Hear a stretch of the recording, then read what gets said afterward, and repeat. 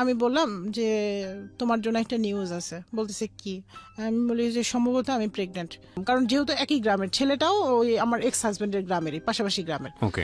জোর করেই নিয়ে আসলো, আমরা গাড়িতে উঠবো তার 2 ঘন্টা আগে ঘটক ওই ছেলেকে নিয়ে আসলো। নিয়ে আসার পরে বললো যে ছেলে আর দেখতে আসলো। দেখতে আসার সাথে সাথে আম্মা একটা কথা বললো যে দেখো বাবা, আমার মেয়ে এরকম এরকম হয়েছে, তুমি জেনে বুঝে এসে বিয়ে করলে যদি মনে হয় তারপরে তোমার ফ্যামিলি নিয়ে এসো। ছোটবেলা মানে আমার বাবার বিয়ের পরে মার কাছে শোনা যে যখন আমি মার পেটে আসি, আমার মা আমার বাবাকে নিউজটা দেওয়ার পর আমার বাবা বলে তুমি বাচ্চাটাকে নষ্ট করে ফেলা, এখন আমাদের বেবি চাই না, কারণ আমাদের বিয়ে হয়েছে মাত্র 2 মাস আর আমি চাকরিও করি না, আমি বেকার। তো ন্যাচারালি গ্রামে তো অল্প বয়সে মেয়েদের বিয়ে হয়। তো আমার মাও বোঝে নাই, বাবাকে ওষুধ এনে দিছে, মা খাইছে। খাওয়ার পরে সে আমার নানিকেও বলে নাই যে সে এই কাজটা করেছে। তো আমার নানি একদিন ওষুধ দেখে বলতেছে এগুলি কিসের ওষুধ তুমি খাচ্ছ? বলে এরকম এরকম ব্যাপার মা, আমার তো পেটে বাচ্চা আসছে কিন্তু তোমাদের জামাই চায় না, তাই এই ওষুধ আনছে আমি খাচ্ছি।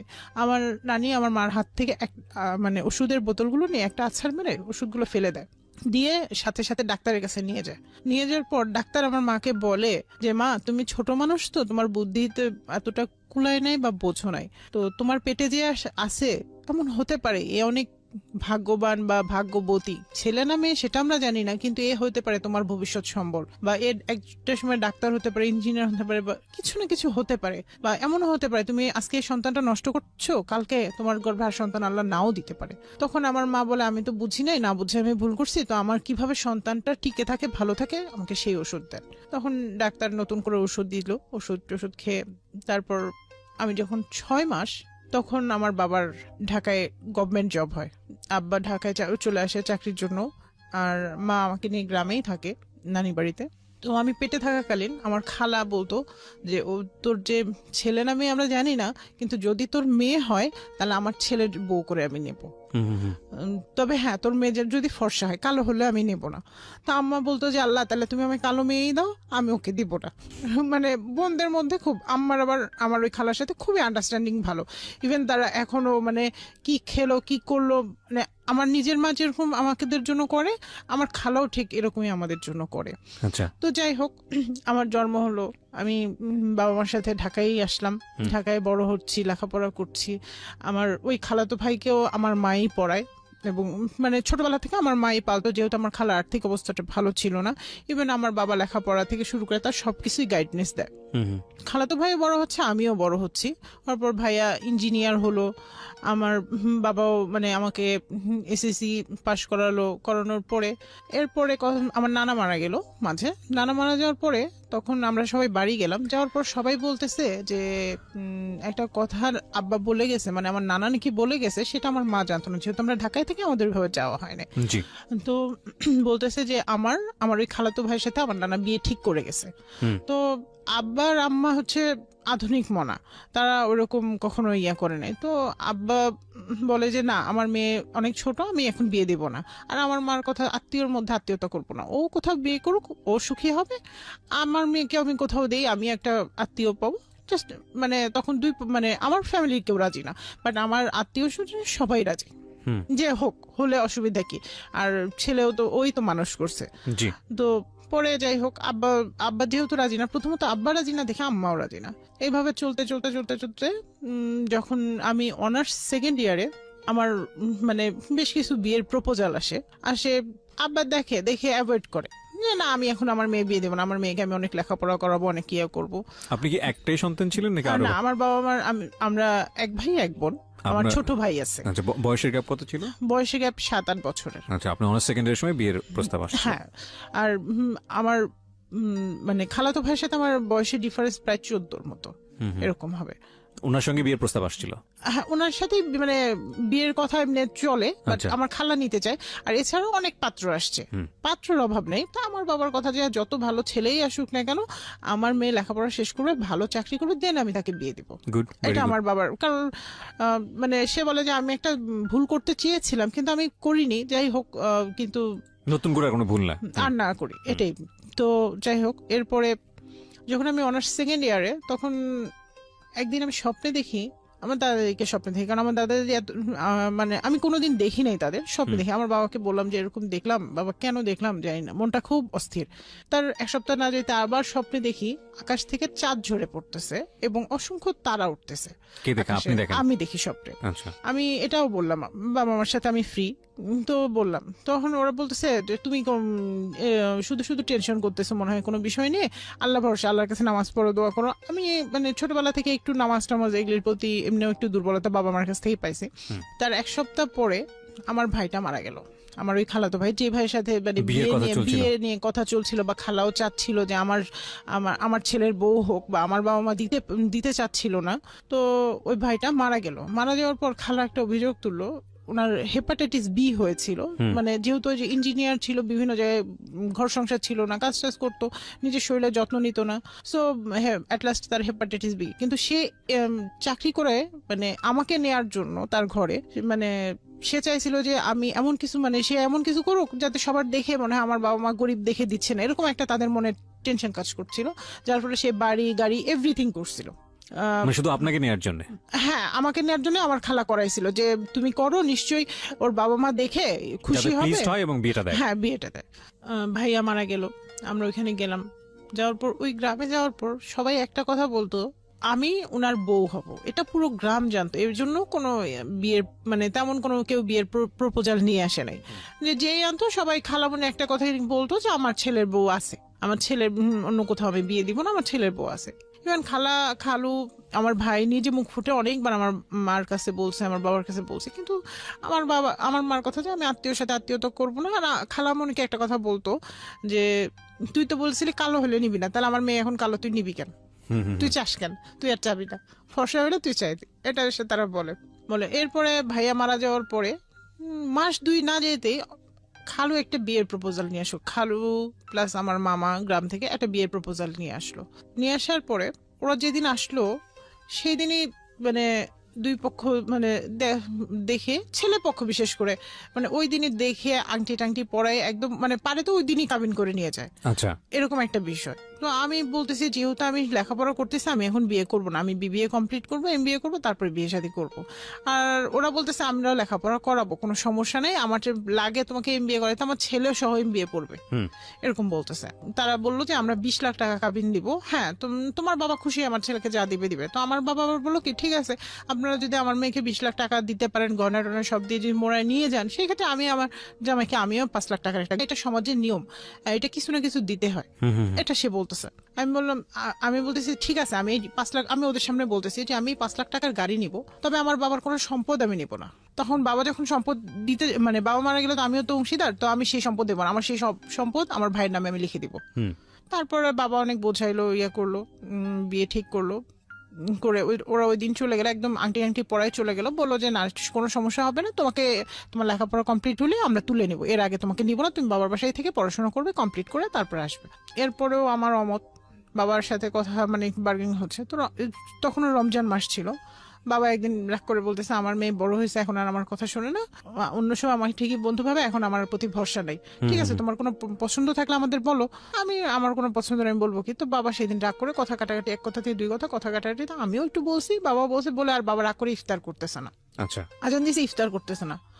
বিষয়টা খারাপ লাগলো। পরে বাবাকে বললাম যে বাবা আমি বিয়ে করব, আমি তোমার এই পছন্দের ছেলেকেই বিয়ে করব, আমার তো অন্য কোথাও পছন্দ নেই যে আমি অন্য কোথাও করবো, আমি একে বিয়ে করবো, তুমি ইফতারটা করো। রিকোয়েস্ট করার পরে সে ইফতারটা করলো, কারণ আমি একটা মেয়ে হয়ে এটা পারি না যে বাবা ইফতার করতেছে না আমি মানে বাবার কথার অমূল্যায়ন করবো এতটা। তো যাই হোক, বাবা ইফতার করলো, বিয়ে ঠিক হলো, 20 লাখ টাকা কাবিন দিয়ে, 20 লাখ টাকা কাবিন দিয়ে, 20 লাখ টাকা কাবিন দিয়ে, এবং 20 লাখ টাকা কাবিনে বিয়েও করলো। কিন্তু বিয়ে করার সময় ওরা যে কথাগুলো বলছিল তার কিছুই কমিটমেন্ট পালন করলো না। টাকাটা দিবে না, টাকা তো না, টাকা দিবে না, আমরা টাকা চাই নাই, কোনো একটা গয়নাও দিল না, বরং উল্টা আর আমার বাবার কাছে ফোন দিয়ে আবার ফোনে টাকা নিছে, 2 লাখ টাকা নিয়ে সে ওই টাকায় আব্বার টাকায় মানে বলছে যে আমার তো এই মুহূর্তে ব্যবসা খারাপ, মানে আমার শ্বশুর ছিল ব্যবসায়ী, তো বলতেছে আমার ব্যবসা তো ভালো না, তো আপনি আমাকে 2 লাখ টাকা ধার দেন, পরে আমি আপনাকে ফেরত দিব, এটা বলছে আব্বাকে।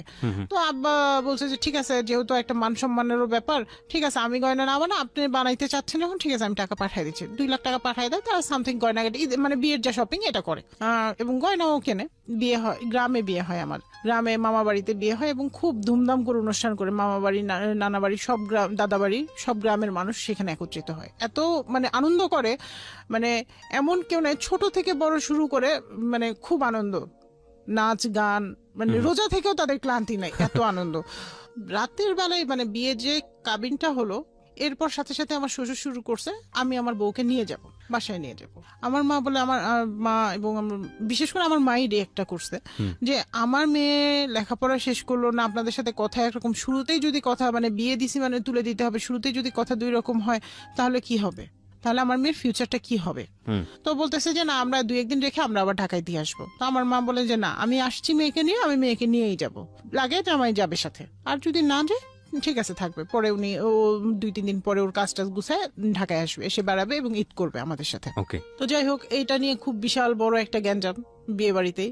তো যাই হোক, এগুলি সবই গেল, ঈদের মধ্যে ছেলে বাড়ি গেল, কিন্তু সে বললো যে দেখো আমি রাজশাহী বাসা নিব, তুমি ওইখান থেকে পড়াশোনা করবে, এখানে আর করবে না। আমার বাবার বাসায় তো নিচ্ছি না, আমি রাজশাহীতে থাকি, আমি যেহেতু রাজশাহীতে জব করি, আমার রাজশাহীতে নেব। তখন আমি বললাম যে ঠিক আছে, তুমি যদি চাও তাহলে আমি যাব, কারণ আমার কাছে মনে হয়েছে যে আমার সংসারের সুখের জন্য হাজবেন্ডের কথা প্রায়োরিটি দেওয়াটা অনেক বেটার। গেলাম রাজশাহী, ওর সাথে বাসা নিলাম। বাসা নেওয়ার পরে ওরা মানে আমার হাজবেন্ডই দেখলাম যে আমার কাছে ফার্নিচারটা ছিল, বলে তোমার বাবা কিছুই দিবে না, ইয়া করবে না। তো আমি বলছি আমার বাবা তো এগুলো শুরু হয়ে গেছে, হ্যাঁ প্রথমে 2 দিন পরেই, মানে 2 দিন মানে সে যে বাসা নিয়েই শুরু হয়ে গেছে। তো আমার কাছে বিষয়টা প্রথম অড লাগলো। তো আমি বললাম যে কেন, ফার্নিচার দেওয়ার তো কথা ছিল না, আর ফার্নিচার বা যখন উঠাই দিবে তখন আমার বাবা দিবে, এখন তো উঠাই দিচ্ছে না, তুমি নিজে স্বেচ্ছায় কোথাও বাসার ইচ্ছো সেখানে আমরা যাচ্ছি থাকছি, সেটা আলাদা বিষয়। তো আব্বাকে বললাম, আব্বা যথারীতি আমার শ্বশুরকে ফোন দিলাম, আমার শ্বশুর আবার খুব চালাক মানুষ। তো বললো যে আমার ছেলেকে আমি মানে উনি শিখাই দিয়ে উনি আবার দূরে থাকে যে না আমি বলি নাই। তো যাই হোক, এইভাবে মনে করেন চলতে থাকলো। বিয়ের পরে প্রায় 1 থেকে 1.5 বছর চলে গেল। এর মাঝে আমি জানতে পারলাম ছেলে ইঞ্জিনিয়ার না, রাজশাহীতে যে বাসা ভাড়া বা সংসার খরচটা চালায় সেটাও সবকিছুই তার মা আর বাবা বেয়ার করে। আচ্ছা, আমার কাছ থেকে সবকিছু গোপন করে, ইভেন আমার যে জামাটা, আমার যে ড্রেসটা গোপন করেছে। মানে কি আপনার বাবা খোঁজ খবর নেয়নি বিয়ের আগে? আমার বাবা ঢাকায় থাকে, খোঁজ খবর বাবার অনেক ইয়া ছিল, গাফিলতি ছিল। আমার চাচা না করেছিল, অনেকেই না করেছিল, কিন্তু আমার বাবাও যে ওদের কথায় কিভাবে কি হলো তার মাথার মধ্যে না, ছেলে ভালো, ওভারঅল ভালো, বাবা এস্টাবলিশড, একমাত্রই ছেলে, তার নামে বাড়ি গাড়ি সব আছে, সমস্যা কোথায়, এরকম একটা বিষয় ঢুকে গেছিল যে না সমস্যা নাই, ইঞ্জিনিয়ার যখন লেখাপড়া করছে তখন ওই জায়গায় না করলে আমি আরেক জায়গায় চাকরি দিতে পারবো, এরকম একটা বিষয় ঢুকে গেছিল। তো যাই হোক, তার যে সার্টিফিকেট সেটাও ফেক। বুঝতে পারে আমি বললাম যে শোনো, সবই তো যা হয়েছে অসুবিধা নেই, তুমি লেখাপড়া শুরু করো, বা লেখাপড়া না করলে পাশাপাশি কিছু করার চেষ্টা করো। আমি লেখাপড়া এমবিএটা ভর্তি হতে চাচ্ছিলাম, আমাকে এমবিএটা এবার ভর্তি করো, কারণ অনেকদিন সময় চলে গেছে, ভর্তি করলাম না তুমি। মানে আমার বাবার আর আমার প্রেশারেই ভর্তি করলো, এমবিএ ভর্তি করলো। কিন্তু এর মাঝে তাদের মানে বিভিন্ন সময় বিভিন্ন কিছু চাওয়া, বিশেষ করে যে গাড়ির টাকাটা চাওয়া কিন্তু বন্ধ হয় নাই। তারা গাড়ি নিবে না, কিন্তু গাড়ির 5 লাখ টাকা নেবে। আমার কাছে জিনিসগুলো খারাপ লাগতো যে আমি তো আছি, আমি তো তাদের সংসার থেকে চলে যাই নাই, যে গাড়ির টাকা তারা কেন এভাবে টাকা বারবার। তো অ্যাট লাস্ট আমার যখন এমবিএ জোর করে ভর্তি করলো, প্রত্যেক সেমিস্টারের ফাইনাল পরীক্ষার আগে খুব গ্যাঞ্জাম করতো, মানে কোনো না কোনো অকারেন্স করতো যাতে আমি পরীক্ষা দিতে না পারি, কিন্তু আমি ওর মধ্যেই পরীক্ষা দিতাম। কখনো বাসায় অনেক মেহমান নিয়ে এসে, মনে করেন 3-4 দিন ধরে আত্মীয় স্বজন বোন টোন সব যা আছে নিয়ে এসে রাখতো, আমি ওদের রান্না শেষ করে এরপরেও দেখা গেছে যে আমি নিজের পড়াশোনাটা করে পরীক্ষা দিতে চলে গেছি। দেখা গেছে ওদের টেবিলে খাবার দিছি, দিয়ে আমি চলে গেছি, পরীক্ষা দিয়ে এসে আবার রান্না করে আবার দুপুরে খাবার রেডি করে ওদের খাওয়াইছি। নইলে তো জামাই মানুষ কথা হবে, আসছি মানে ভাইয়ের বাড়ি আসছি, ভাই আমাদের ভাবি এরকম করছে। যে মানুষ আমি মার বাড়িতে মানে কোনোদিন ভাতও রান্না করি নাই একারে, তো শ্বশুর বাড়িতে যে সব শিখে গেছি পরিস্থিতির উপরে, রান্না থেকে শুরু করে সব শিখে গেছি, মেনটেন করা কিভাবে কি করতে হয় সব শিখে গেছে। এরপর আমার এমবিএ 2nd সেমিস্টার ফাইনাল আসলো, তখন তারা মানে যখন দেখলো যে আমরা কোনো কিছু দিয়ে ওকে আটকাতে পারি না, ও পরীক্ষা দেয় এবং ভালো রেজাল্ট করে, তখন কি করলো, পরীক্ষা চলতেছে, 2টা পরীক্ষা আমি দিয়েছি, আর 2টা পরীক্ষা দেওয়ার আগে সে বললো যে গ্রাম থেকে ফোন আসলো, আমার শ্বশুর খুব মরমর অবস্থা, মানে খুবই অসুস্থ, যে মৃত্যুর সাথে পাঞ্জা লড়তেছে, এরকম শুনলে সবাই চলে যায়। আমি আমার হাজবেন্ডের সাথে গেলাম, যাওয়ার সময় আমাকে বলতেছে গয়নাগুলো নিয়ে নিবে, তোমার যে গয়না আছে এখানে সেগুলো নিবে, আর অন্য কিছু নেওয়ার দরকার নেই, আর 2টা জামা কাপড় যা লাগে টুকটাক নিও, কারণ এটা ওদের প্ল্যান ছিল, আমি জানতাম না। তো যাওয়ার পরে আমি দেখি আমার শ্বশুর অতটা অসুস্থ না। তো আমি বললাম যে দেখো আমার তো পরীক্ষা, তা আমি পরীক্ষাটা দেই। ও হ্যাঁ, ও আবার আমার সাথে এমবিএ ভর্তি হয়েছে, কিন্তু পড়াশোনা ফেক সার্টিফিকেট, ওরা আবার সার্টিফিকেট দিতে বলছিল, ও দিতে পারে নাই। ও তখন ওইখানে বলছিল যে আমি সার্টিফিকেট আমি পরে দিব। আমি পরে দিয়ে দিব, সমস্যা নেই। তো ওরা মনে করছে যেহেতু 2 বছর ওর লাগবে, এর মাঝে দিয়ে দিবে হয়তোবা। তো যাই হোক, পরে আমি পরীক্ষা, ও তো এক সেমিস্টার দিছে, আরেক সেমিস্টার পরীক্ষা দিবে না, বলতেছে আমি এই সেমিস্টারে টাকাও ফিও জমা দিই, পরীক্ষাও দিবে না। আমার কথা হলো ওটা ওর পার্সোনাল ব্যাপার, আমি ওকে তো জোর করে ফোর্স করে কিছু করাতে পারবো না, ঠিক আছে। পরে আমি বাসায় আমার শ্বশুর বাড়িতে আসলাম। আম্মা কেন জানি আমাকে ফোনে বলতেছিল, আমি যখন বলতেছিলাম আম্মা বলতেছিল মা খুব তুমি সাবধান, নইলে তুমি ইয়া করো, তুমি তোমার চাচার বাসায় থেকে যাও, তুমি যদি ওখানে যেতে না চাও। আমি বলে যে আমার শ্বশুর বাড়ি, শ্বশুর অসুস্থ না গেলে মানুষ কি বলবে, খারাপ বলবে। মানে মনে হয় যে মার মনে, মা বাবার মনে সবকিছু আগেই বলে দেয়, বিশেষ করে মার মনটা। তো যাই হোক, আমি ওখানে যাওয়ার পরে আমি ওদের বলতেছি যে দেখো আমি পরীক্ষা দিতে যাব, আমি অসুস্থ, আমি শরীর ভালো না, কিন্তু আমি তবুও আমি পরীক্ষা দিতে যাব, আমাকে রাজশাহী যেতে দাও, আমি বাসায় থাকবো, প্রয়োজন তুমি থাকো, তোমার বাবা অসুস্থ তুমি থাকো, ডাক্তার দেখাও, আমার তো দরকার নাই। না, ওরা আমাকে পরীক্ষা দিতে, তো বললো যে আব্বাকে হসপিটালে ভর্তি দেবে, অ্যাজমা রুগী যেহেতু যে শ্বাসকষ্টটা প্রবলেম হয়, অনেক সময় নেবুলাইজার লাগে, তো ওটা ওষুধটা ওনার কাছে ছিল না, তো হসপিটালে নিয়ে গেল। তো আমাকে বললো চলো চলো তুমিও চলো, তুমি না গেলে কি। এ বলে ভাই আমার ব্যাগটা কিচ্ছু নিতে দেয় না, ইভেন আমার হাতের যে ব্যাগের মধ্যে আমার অর্নামেন্টস ছিল, পরে আমি মানে ওর সাথে চলে যাই, ওগুলি কিছুই কিন্তু আমার সাথে নাই। এরপর কি করলো, ওর বড় বোন এসে আমার মোবাইলটা দিল, আমার মামা আসছে আবার দেখতে, ফোন করছি আমি মামারে যে মামা এরকম আমার শ্বশুরের নিয়ে হসপিটাল আসছে, আপনি আসে দেখে যান। তারপর আমার মামা যেহেতু আসছে, ওর বললো কি তোমার ওর মোবাইল নিয়ে আসছি, তো মোবাইলটা দিয়ে ওর মামার সাথে যাক, ও তো অসুস্থ, মামার সাথে যাক। আমি বলি আমার তো কালকে পরীক্ষা, আমি মামার সাথে যাবো কেন? আপনারা ঠিক আছে গেলে, আমার অ্যাডমিট কার্ডটা তো সব বাসায়, আমার বাসায় চাবি টাবি এগুলি দেন, ব্যাগটা দেন, আমি বাসা থেকে রেডি হয়ে তারপরে যাবো। তো বলতেছে না পরীক্ষা দেওয়া লাগবে না, তোমার এবছর পরীক্ষা দেওয়া লাগবে না, তুমি পরে পরীক্ষা দিবা। আমি কি পরে পরীক্ষা দিতে পারবো না? ছেলের ইয়ে হচ্ছে, আমি পরে পরীক্ষা দিতে পারবো না, এ বলে মামার সাথে এক কাপড়ে পাঠাই দিল। দেওয়ার পর আমি সেদিন থাকলাম সারাদিন, কোনো ফোন নাই, ওদের কোনো ফোনও নাই, কিছু নাই। পরে আব্বা বললো যে দেখো মা, তোমার তো কাপড় চোপড় কিছুর দরকার নেই, আমি সব তোমাকে আবার দেবো, তুমি আমার একমাত্র মেয়ে, আর আমার যা আছে সব তোমাদের 2 ভাই বোনের, এখানে অন্য কোনো ব্যক্তির না। তুমি পরীক্ষা দিতে চাইলে আমি সব অ্যারেঞ্জ করে দিচ্ছি, তুমি যে পরীক্ষা দিয়ে আসো, তোমার চাচা বাসায় তুমি থাকবা। ওরা আমার ব্যাগ থেকে চাবি, অ্যাডমিট কার্ড, গয়নাপত্র যা আছে এভরিথিং রেখে দিছে, কোনো কিছুই আমাকে দেয়নি। হাত ব্যাগটা শুধু ওই যে মোবাইল সহ হাত ব্যাগটা দিয়েছে, তাও ওটা হাত ব্যাগটা দিয়েছে পরের দিন সকালে ওর এক দুলাভাই যে দিয়ে আসছে যে বউয়ের এখানে ওষুধপত্র আছে, লাগবে নাকি, এটা দিয়ে আসছে। যাই হোক, তো আমার পরীক্ষা, আমি বলতেছি তাহলে আর আমার এখানে বুঝছি ওরা আর কেউ আমার সাথে যোগাযোগ করবে না, আমি ওদের আর কোনো পারমিশনের অপেক্ষা না করে আমি সিংড়া থেকে ভোর 5টার সময় উঠছি, উঠে আমার এক মামাকে সাথে করে নিয়ে আমি চলে গেছি রাজশাহীতে যেয়ে প্রথমে আমার চাচা বাসায় উঠছি, ওঠার পর চাচা পরে সাথে আরেকজন লোক দিয়ে পরীক্ষার হলে পাঠিয়ে দিচ্ছে, যে বলা যায় না ওরা কোনো ক্রাইম করে বসে কিনা। পরীক্ষা দিলাম, পরীক্ষা নিজের মতো দিয়ে পরে আব্বা আবার টিকিট কেটে দিল, আমি ঢাকায় ব্যাক করলাম। আব্বা বলে যে ওখানে ফিরে যাওয়ার দরকার নেই, তুমি এভাবে পরীক্ষা দিছো, এর ফল ভালো হবে না, তো তুমি ঢাকায় ব্যাক করো। তো আমি ঢাকায় চলে আসলাম, এক কাপড়েই ঢাকায়, শীতের সময় ছিল, কাপড়ও তেমন কিছু ছিল না, ট্রেনে করে আমি ঢাকায় চলে আসলাম। আসার পরে বাবা বললো যে দেখো, তুমি যদি এত কিছুর পরেও যদি তুমি ওই সংসারে ফিরে যাও, তাহলে আমি যখন মারা যাব তখন তুমি আসবে, তার আগে আসবে না। আমি ঠিক বুঝলাম না আপনার কথা, বাবা এই কথাটা কেন বলছে? মানে বাবা দেখতেছে আমার মেয়ের অনেক কষ্ট হচ্ছে, ইভেন তারা লেখাপড়া করতে দিচ্ছে না, আমার একটা ভুল হয়ে গেছে। বাবা বলতেছে কাবিনটা তো আসলে বিষয় না, যেহেতু সে বারবার তারা টাকা চাচ্ছে, তারা তোমার কোনো ইয়া করতেছে না, কেয়ার করতেছে না। এবং আমি নিজেও বলতেছি যে বাবা আমাকে পড়াশোনা করতে দিচ্ছে না, আমি নিজেও বলতেছি যে আমি ওর সাথে থাকবো বা সংসারটা করব। মানে আপনি আপনার বিভিন্ন কমপ্লেইন গুলো বাবাকে বলছেন সবসময়, মানে বাবা মার সাথে তো সব হ্যাঁ আপ টু ডেট, আর তারা তো জানে। তো আমার কিন্তু অন্য বিষয়ে কমপ্লেন ছিল না, আমার বিষয়টা ছিল যে আমাকে পড়ালেখাটা করতে দেওয়া হোক। ঠিক আছে, তোমরা টাকা চাচ্ছ, তোমরা নিচ্ছ, সেটা আলাদা বিষয়, কারণ আমার বাবার প্রথম ভুলটা করছে যে 5 লাখ টাকা দিতে চাইছে, এটা হচ্ছে আমার বাবার প্রথম ভুল ছিল যেটা। তো যাই হোক, তো পরে আমি বললাম, তখন বাবা সবকিছু দেখে বলতেছে যে যদি তুমি যাও তাহলে তুমি যেতে পারো, আমার কোনো আপত্তি নাই, কারণ তুমি একটা বাচ্চা নিয়ে এসে যখন আমার সংসারে থাকবা, লেখাপড়া জানো না, তখন তোমাকে দিয়ে আমি কি করাবো? তখন তোমার লাইফটা একবারই শেষ। ইভেন আমার কয়েকজন ফ্রেন্ডও বোঝালো আমাকে। এটা কে বলেছে আপনাকে? এটা আমার বাবাই বললো আমাকে। আচ্ছা, আমার বাবাই বললো, ইভেন প্লাস সাথে আমার কিছু ফ্রেন্ডরাও বললো যে তারা কেউ মেজর পার্সন, কেউ আর্মি পার্সন, মানে বড় বড় অনেক উপরে, কেউ পজিটিভ বলছিল না, বলছিল না ঠিক আছে তোমার এখানে গিভ আপ করাটাই শেষ। হ্যাঁ, কারণ তুমি যেহেতু এইভাবে ফাইট করে সে পরীক্ষা দিছে, এখন তুমি ওই সংসারে গেলে তোমাকে ওরা এমন ভাবে টর্চার করবে যেটা বিগত দিনে করে আসছে। আমি মানে বললাম না যে ওদের টর্চারের ইয়াটা, তো যেটা বিগত দিনে করছে ইভেন তারা আমার মামাকে বলেই বসছে, বড় মামাকে বলছে, বাজারে দেখা হয়েছে একই গ্রামে যেহেতু। তখন আমিও চিন্তা করলাম যে না, যা হয়েছে হয়েছে, ও যদি অন্য জায়গায় বিয়ে করে হ্যাপি থাকে, অন্য কোথাও থেকে যদি টাকা নিয়ে এসে ওরা যদি হ্যাপি থাকে তাহলে ওরা থাকুক, আমি আমার লাইফটাকে আমার মতো করে লেখাপড়া কমপ্লিট করে সাজাই। কারণ ওই ছেলে তো চাকরিও করবে না বা ও তো কোনো কিছুই করবে না, এভাবে বাবা মার টাকা দিয়েও বাচ্চা হলে তো ওদের টাকা দিয়ে এইভাবে কয়দিন আমি চলবো, আর বাচ্চা হয়ে গেলে তখন যদি আরো টর্চারের পরিমাণটা বেশি হয়ে যায়, এরকম আমার মনেও বিভিন্ন প্রশ্ন আসলো। কারণ সে যদি আমাকে অরিজিনালি ভালোবাসতো তাহলে তো আমাকে এক কাপড়ে এইভাবে বের করে দিতে পারতো না। পরে আমি ওখান থেকে এই সব কিছু থেকে আমি বেরিয়ে আসি, একটা মিউচুয়াল ডিভোর্স আমাদের হয়। বেরিয়ে আসার বিয়ে পর কয় বছরের মাথায় আপনার ডিভোর্স হয়ে গেল? 1.5 বছর। 1.5 বছরের মাথায়। যাই হোক, এগুলি সব গেল।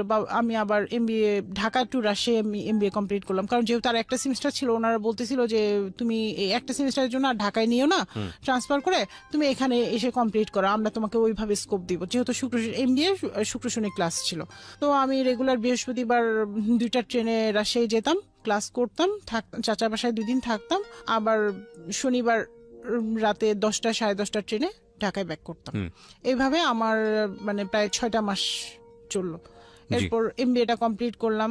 পরে যাই হোক আমি চাকরি পেলাম নিজের যোগ্যতায়, কারো হেল্প ছাড়া। তো চাকরি করতে করতে বছর খানিক গেল, যাওয়ার পর ব্যাংকে চাকরি হয়ে গেল। এভাবে ব্যাংকে চাকরি হওয়ার 6 মাস পরে আমি মানে বাবা মার সাথে ঈদ করতে গ্রামে গেলাম। গ্রামে যাওয়ার পর ঘটক একটা প্রপোজাল জোর করেই নিয়ে আসলো, যেটা প্রপোজাল আগেও বলছে। আমি বলে দিয়েছিলাম যে আমি আর এখন বিয়ে শাদী করবো না, আর ওই গ্রামের ছেলেকে তো আর করবোই না এরকম। কারণ যেহেতু একই গ্রামের, ছেলেটাও ওই আমার এক্স হাজবেন্ডের গ্রামেরই, পাশাপাশি গ্রামের। জোর করেই নিয়ে আসলো। আমরা গাড়িতে উঠবো তার 2 ঘন্টা আগে ঘটক ওই ছেলেকে নিয়ে আসলো। নিয়ে আসার পরে বললো যে ছেলে আর দেখতে আসলো। দেখতে আসার সাথে সাথে আম্মা একটা কথা বললো যে দেখো বাবা, আমার মেয়ে এরকম এরকম হয়েছে, তুমি জেনে বুঝে এসে বিয়ে করলে যদি মনে হয় তারপরে তোমার ফ্যামিলি নিয়ে এসো, তার আগে না। তার আগ পর্যন্ত না। ছেলেটা কি ব্যাচেলর ছিল? মানে ওনার আগে কোনো বিয়ে হয়নি। তো ছেলেটা হাসি মুখে ওইখানেই বলতেছে আমি সব জেনে বুঝে আসছি, আমার কোনো আপত্তি নাই। আপনাকে সে চিন্তা আগে থেকে? না, আমাকে কথাবার্তা হয়নি, না, কোনোদিনও কথা হয়নি। ওই দিনই আমাদের ফার্স্ট কথা। তো ছেলেটা তার কার্ড দিল, আমাকে বললো আপনার কোনো কার্ড আছে? তো আমি ন্যাচারালি যেহেতু ব্যাংকে জব করি কার্ড আছে দিয়ে দিছি। এরপর ছেলেটা প্রায় সময় আমাকে ফোন দিত, বাট আমি রিসিভ করতাম না। আমি আরো আম্মাকে বলতাম যে মা এরকম এরকম ব্যাপার, সে ফোন দেয় বারবার, আমার খুব বিরক্তি লাগে, কথা বলতেও বিরক্তি লাগে। তো তাকে তো বলাই হয়েছে যদি সে বিয়ে করতে চায়, তার যদি এত ইচ্ছা থাকে তার ফ্যামিলি নিয়ে আসুক, কেন আমাকে বারবার এইভাবে ফোন করে ডিস্টার্ব। তো মানে যখন অ্যাট লাস্ট সে আমার অফিসে অফিসে হেড অফিস এবং গুলশান কর্পোরেটে 2টা অফিসে আমার অ্যাবসেন্সে সে বারবার গেল। যাওয়ার পর অফিস থেকে আমার কাছে একটা কমপ্লেন আসে যে আপনার অ্যাবসেন্সে কে জানি আপনাকে খোঁজ করতে আসে একজন ছেলে। যে জিনিসটা খুবই দৃষ্টিকঠোর, মানে এত বেশি দৃষ্টিকঠোর, মানে আমি বলতেও পারছি না কে আমার খোঁজে আসে। কাস্টমার আসলেও তো ওইভাবে বলবে, পরিচয়টা দিয়ে যাবে, কিন্তু কিছুই বলতে পারছি না। তো এই বিষয়টা হেড অফিসে ভালো একটা আলোড়ন সৃষ্টি করে, যে একটা মেয়েকে খুঁজতে আসে, এটা নিয়ে ইয়ে হয়। যাই হোক, এর মধ্যে ও কি করলো, আমাকে যখন ফোনে এইভাবে যখন সব মিলায়, আমাকে যখন পাচ্ছিল না বা আমি যখন তার সাথে যোগাযোগ করতে চাচ্ছিলাম না, অ্যাভয়েড করছিলাম, তখন সে মেসেজ দেওয়া শুরু করলো। তো কিছু না বলে আম্মাকে দেখালাম, আম্মা বলে চুপ করে রেখে দেয়, এই এত দরকার নেই, এইগুলি পোলাপান এইগুলি করে অনেক। আর যেহেতু আমারও ওরকম এজ না যে আমি ওরকম প্রেমে পড়বো বা এরকম কিছু। পরে আস্তে আস্তে এভাবে মেসেজ দেওয়া তার বাড়তেই থাকলো, কন্টিনিউয়াস মেসেজ দিতে থাকে, এবং মেসেজের অ্যান্সার না দিলে মানুষ কত বিজি, একটা অ্যান্সারও দেয় না, একটা ফোনও দেয় না, মানে জাস্ট যেভাবে আমাকে পটানো যায়। 10 দিন মেসেজ পেতে তো একদিন আমারও একটু হলেও মনটা ইয়া হবে যে না। তো পরে আস্তে আস্তে ফোনে কথাও শুরু হলো আমাদের। কথা শুরু হওয়ার পর সে আমাকে ইমোশনালি কিছু ব্ল্যাকমেল করলো। ইমোশনালি ব্ল্যাকমেল বলতে সে শুরু করলো, বলতেছে যে আমি গরিব দেখে আমাকে বিয়ে করবেন না। আমার এই জিনিসটা খুব ইমোশনাল আঘাত করলো, কারণ আমার প্রিভিয়াসে আমার ভাইটা কিন্তু মারা গিয়েছে, যে সে গরিব দেখে তাকে দেয় না। আমার খালা কিন্তু সবসময় আমাদের একটা মানে ডিভোর্স হওয়ার পরেও বলতো যে আমার ছেলের সাথে যদি দিতি তাহলে তোর মেয়ের কপালটা এরকম হইতো না। আমি কোনোদিন কি তোর মেয়েকে এত কষ্ট দিতাম? আর আমার ছেলে, মানে আমার কাছে মনে হয়েছে যে আমি নিজে একটু অপরাধী হয়ে গেছি। পরে আমি বললাম যে ঠিক আছে, আপনার যদি এত আমাকে বিয়ে করার ইচ্ছা থাকে তো আপনার ফ্যামিলি সহ আসেন। তো তার ফ্যামিলি সহ আসলো, আসার পর দেখলো, দেখার পরে তারা আবার দাওয়াত করলো। এর মাঝে সে একদিন আমাকে ফোনে বলতেছে আমি আপনাকে একটা কথা বলবো, এই কথার প্রেক্ষিতে আপনি বিয়ে ভেঙে দিবেন না। আমাদের বিয়েটা প্রায় 50% তখন মানে প্রসেসিং চলতেছে, 50% হয়ে গেছে ওর সাইড থেকে 100%, আমাদের সাইড থেকে 50%। তখন ও বলতেছে যে দেখেন আমি আপনার এক্স হাজবেন্ডের ফ্রেন্ড, আমি ওর বাসায় থেকেছি, ওর বাসায় থেকে আমি 2টা বছর ইন্টারে থেকে 2টা বছর পড়াশোনা করেছি। যে কথাটা আমাকে ঘটকও বলেছে। ওকে, তারপর তারপর যাই হোক, এখন এরপরে ও এটা বলার পর আমি একটু থমালাম এবং পরের দিন বাবা মার সাথে শেয়ারও করলাম বিষয়টা। শেয়ার করার পর আমার বাবা আমাকে একটা কথা বললো, বাবা মা দুজনই বললো, মা এই বিয়েটা তাহলে আর করো না, কারণ ও আসতেছে আসলে তোমাকে ভালোবেসে বিয়ে করার জন্য না, ও প্রথম আসতেছে লোভ করে, দ্বিতীয় আসতেছে ওর বন্ধু মানে একটা রিভেঞ্জ হয়তো বা সে নিবে। মানে এই ধরনের কথা আপনার বাবা মা আপনাকে বললো? বাবা মা বললো যে আসলে মনে হচ্ছে না আমার কাছে ছেলেটা ওইভাবে এখন আর ভালো লাগছে। প্রথম থেকেই লাগে নাই, কারণ স্ট্যাটাস বলে একটা কথা থাকে, কিন্তু তুমি যেহেতু অ্যাভয়েড করতেছো, সো আমরা আর এটা করতেছি না। পরে যাই হোক, তারপরে আমার কথাই গেল যে না, আমি বললাম যে দূর, মানুষ কত রকম হয়, এগুলি তুমি বাদ দাও, এগুলি নিয়ে মনে ধরে রাখো না। ও তো হ্যাঁ, তো এই কথাটা বলার আগে আমাকে আবার কসম করিয়ে নিয়েছিল যে বলো যে কথা দেন, আপনি আমাকে কথা দেন যে আপনি বিয়েটা ভেঙে দিবেন না। তো আমি কথা দিয়েছিলাম, সো আমি আর নড়তে পারি নাই যে না আমি বিয়েটা ভেঙে, কারণ আমি যদি না বলি তাহলে কিন্তু বিয়েটা ভেঙে যায়, আর হয় না। পরের সপ্তাহে বাবা মা গেল, ওদের ওইখানে যাওয়ার পর ওদের আচরণ ভালো লাগে নাই, আমার বাবা মার লাগে নাই। আমার বাবা মা ভাই গেছে, ছোট ভাই, আচরণ ভালো লাগে নাই। তো কাবিন নিয়ে বার্গেনিং, ওরা বলতেছে 2 লাখ টাকা কাবিন দিব, ছেলে বলতেছে 2 লাখ টাকা কাবিন দিব। তো আমাকে SMS-ও করলো যে আমি আপনাকে 2 লাখ টাকা কাবিন দিয়ে বিয়ে করতে চাচ্ছি, বাট আপনার বাবা কাবিন অনেক বেশি 6 লাখ টাকা চাচ্ছে, কিন্তু আমার তো এটা সামর্থ্য নয়, ইসলামের তো আপনি জানেনই, তো আপনি যদি একটু বলেন আপনার বাবা মাকে। তখন আমি চিন্তা করলাম যে একটা মানুষ ভালোবেসে জেনে বুঝে তো আসতেছে, তাকে তো আমি কিছু হাইড করি নাই, সো আমার এখানে ভয় কিসের। তো আমি বাবাকে, আমার ছোট ভাইকে বললাম যে যা কাবিন দিতে চাইছে তাই দিয়ে রাজি হও, আমার কাবিনের দরকার নেই, আমি টাকা দিয়ে কি করবো, আমি অন্যের টাকা নিবো কেন, এরকম একটা বিষয় বললাম। আর সংসার করলেও সারা জীবন 20 লাখ টাকা থাকলেও করবে, না থাকলেও করবে, 2 লাখ টাকা তো এটাতেও করবে, এরকম একটা বললাম। তো যাই হোক, ও ওইখানে বিয়ে ঠিক করে আসলো, আব্বা আম্মা ঠিক করে আসা। আমার মা বললো যে মা ওইখানে যাওয়ার পর আমার কিছু অ্যাটিচিউড ভালো লাগে না, বিয়ে হয় নাই তোমার, তার আগেই তোমার হাজবেন্ড তার ভাবির বদনাম গায়, তোমার শাশুড়ি তার বড় ছেলে বউয়ের বদনাম গায়, তাহলে এরা যে তোমার বদনাম গাবে না 2 দিন পরে, তার কি গ্যারান্টি তুমি দিতে পারো? ওকে, সামহাও ওনাদের কালচারটা আপনাদের সঙ্গে ম্যাচ করছিল না, মূল কথা হচ্ছে কোনোভাবেই কোনো ইয়াতেই আসে না। তারপরে আমি বললাম মা অসুবিধা না, তো আমি যেহেতু ইনকাম করি, আর দুজন মিলে ইনকাম করলে মোটামুটি কোনো না কোনো ভাবে চলে যাবে, আল্লাহ ভরসা, মানুষ তো ও তো নিজে থেকে আসতেছে। আর এই বিষয়গুলো সে আমাকে আগে থেকেই সাবধান করতেছিল, আমাকে বলতেছিল যে দেখেন এই বিষয়গুলো নিয়ে কথা উঠবে, করবে, আপনি এগুলি বিষয় ধরেন না এবং কারো কথায় কান দিয়েন না। তো যাই হোক, তো বিয়ে পড়ানোর ঠিক কয়েকদিন আগে ও আমরা নিজেরাই সবাই শপিং করছি, এটা ঠিক যে আমার বাবা মা শপিং করছে এবং ও টাকা পয়সা মানে নিয়ে আমাদের বাসায় আসছে, আমাকে বলছে যে 30,000 টাকার মধ্যে শপিং শেষ করতে হবে। জি, এর মানে আমার অত বেশি অ্যাবিলিটি নাই, আর যদি বলেন তাহলে আমাকে লোন করতে হবে, অলরেডি সে 40,000 টাকা লোন করছে অফিস থেকে বিয়ের জন্য। তো আমি চিন্তা করছি সংসার যেহেতু দুজনার, সো এত লোন করে নিজেদের কাঁধে বোঝা বাড়ায় লাভ নাই, কারণ পরে আমি বলছি যে না আপনি অল্প টাকা লোন করেন, যে আমি অল্প টাকাই শপিং করবো, আমি 30,000 টাকা আমার ওভারঅল সব শপিং শেষ করি বিয়ের। আর আমার বাবাতে গিয়ে বিয়ের অনুষ্ঠান থেকে শুরু করে সব টোটালি নিজেই করতেছে, সো মানে আমি বলতেছি আপনাদের তাহলে ওইভাবে খরচ করার দরকার নেই, কারণ আমার সংসারে যদি লোডটা বাড়ে তাহলে তো বোঝাটা চিন্তাটা তো আমারই হবে, এই চিন্তাটা আমি করছি। ও আবার আরেকটা কথা বলে যে দেখেন বিয়ের দিন অনেক আত্মীয় স্বজন থাকবে, থাকবে, আমি চাই না আপনাকে ওইভাবে প্রেজেন্ট করতে সবার সামনে, তো আমরা তো জানি যে আপনার এটা সেকেন্ড ম্যারেজ, তো আপনার কাজীকে সেকেন্ড ম্যারেজের কথা না বলে আপনি ওখানে বলেন যে সেকেন্ড ম্যারেজ, কিন্তু কুমারী লেখেন, ওইখানে ডিভোর্সিটা লিখতে দিয়েন না। এটা আপনি বললেন? আমি না, ছেলে বললো, ছেলে আমাকে বললো। তো আমি এটা বাবাকে সকালে বললাম, বলার পর বাবা বললো যে মানে একটু বাঁকা ভাবেই নিল, তো বললো যে আচ্ছা ঠিক আছে, ওটা যদি ওরা যদি কাজীকে বলতে পারে, ম্যানেজ করতে পারে, আমার এটা নিয়ে কোনো নেই, সে নেই। কাজী আসলো, কাজী আসার পর বললো, আব্বা বলে কি যে দেখেন বিয়েটা হচ্ছে শরিয়া সম্মত হইলো কিনা আপনি সেইটা বিষয়, কুমারী না ডিভোর্সে এটা তো বিষয় না, আপনি তো এটা তারা জেনে বুঝে করতেছে, এটা তো ফ্যামিলিগত ভাবে বিয়ে, আর এটাতে এমন না যে 20-50 লাখ টাকা কাবিন, যেখানে আমার এইটা লিখতেই হবে, কেন মাত্র 2 লাখ টাকা কাবিন, এটা তো কাবিনের মধ্যেও পড়ে না, কারণ এটা হচ্ছে 2014 সালে। পরে কাজী লিখছে, লিখার পরে 2 লাখ টাকা কাবিনে আমাদের বিয়ে হইলো। বিয়ের পর থেকে শুরু, বিয়ের যেদিন হইলো পরের দিন থেকে মানে একদিন পরে সে আমাকে তার বাবার বাসায় নিয়ে যায় নাই, তার ভাইয়ের বাসায় নিয়ে যায় নাই, কোথাও নিয়ে যায় না, আমার বাবার বাসায় রাখছে, মানে ঘর জামাই যেটা বলে। আমাকে বলতেছে যে বাসা নিতে গেলে তো সময় লাগবে, তো আমরা কয়েকদিন এখানেই থাকি, ঠিক আছে থাকি, সমস্যা কি। তো এরপরে আব্বা দিল ফার্নিচার কেনার জন্য কিছু টাকা, যে ঠিক আছে যেহেতু তোমরা আমাদের সাথে আসো, আপাতত কিছু ফার্নিচার নিয়ে আসো যেটা দিয়ে অন্তত চলো, এরপরে তো আমি তো ফার্নিচার পরে দিব, সেটা ওদের সামনে আর বলে নাই, আব্বা বললো, আমাকে বললো।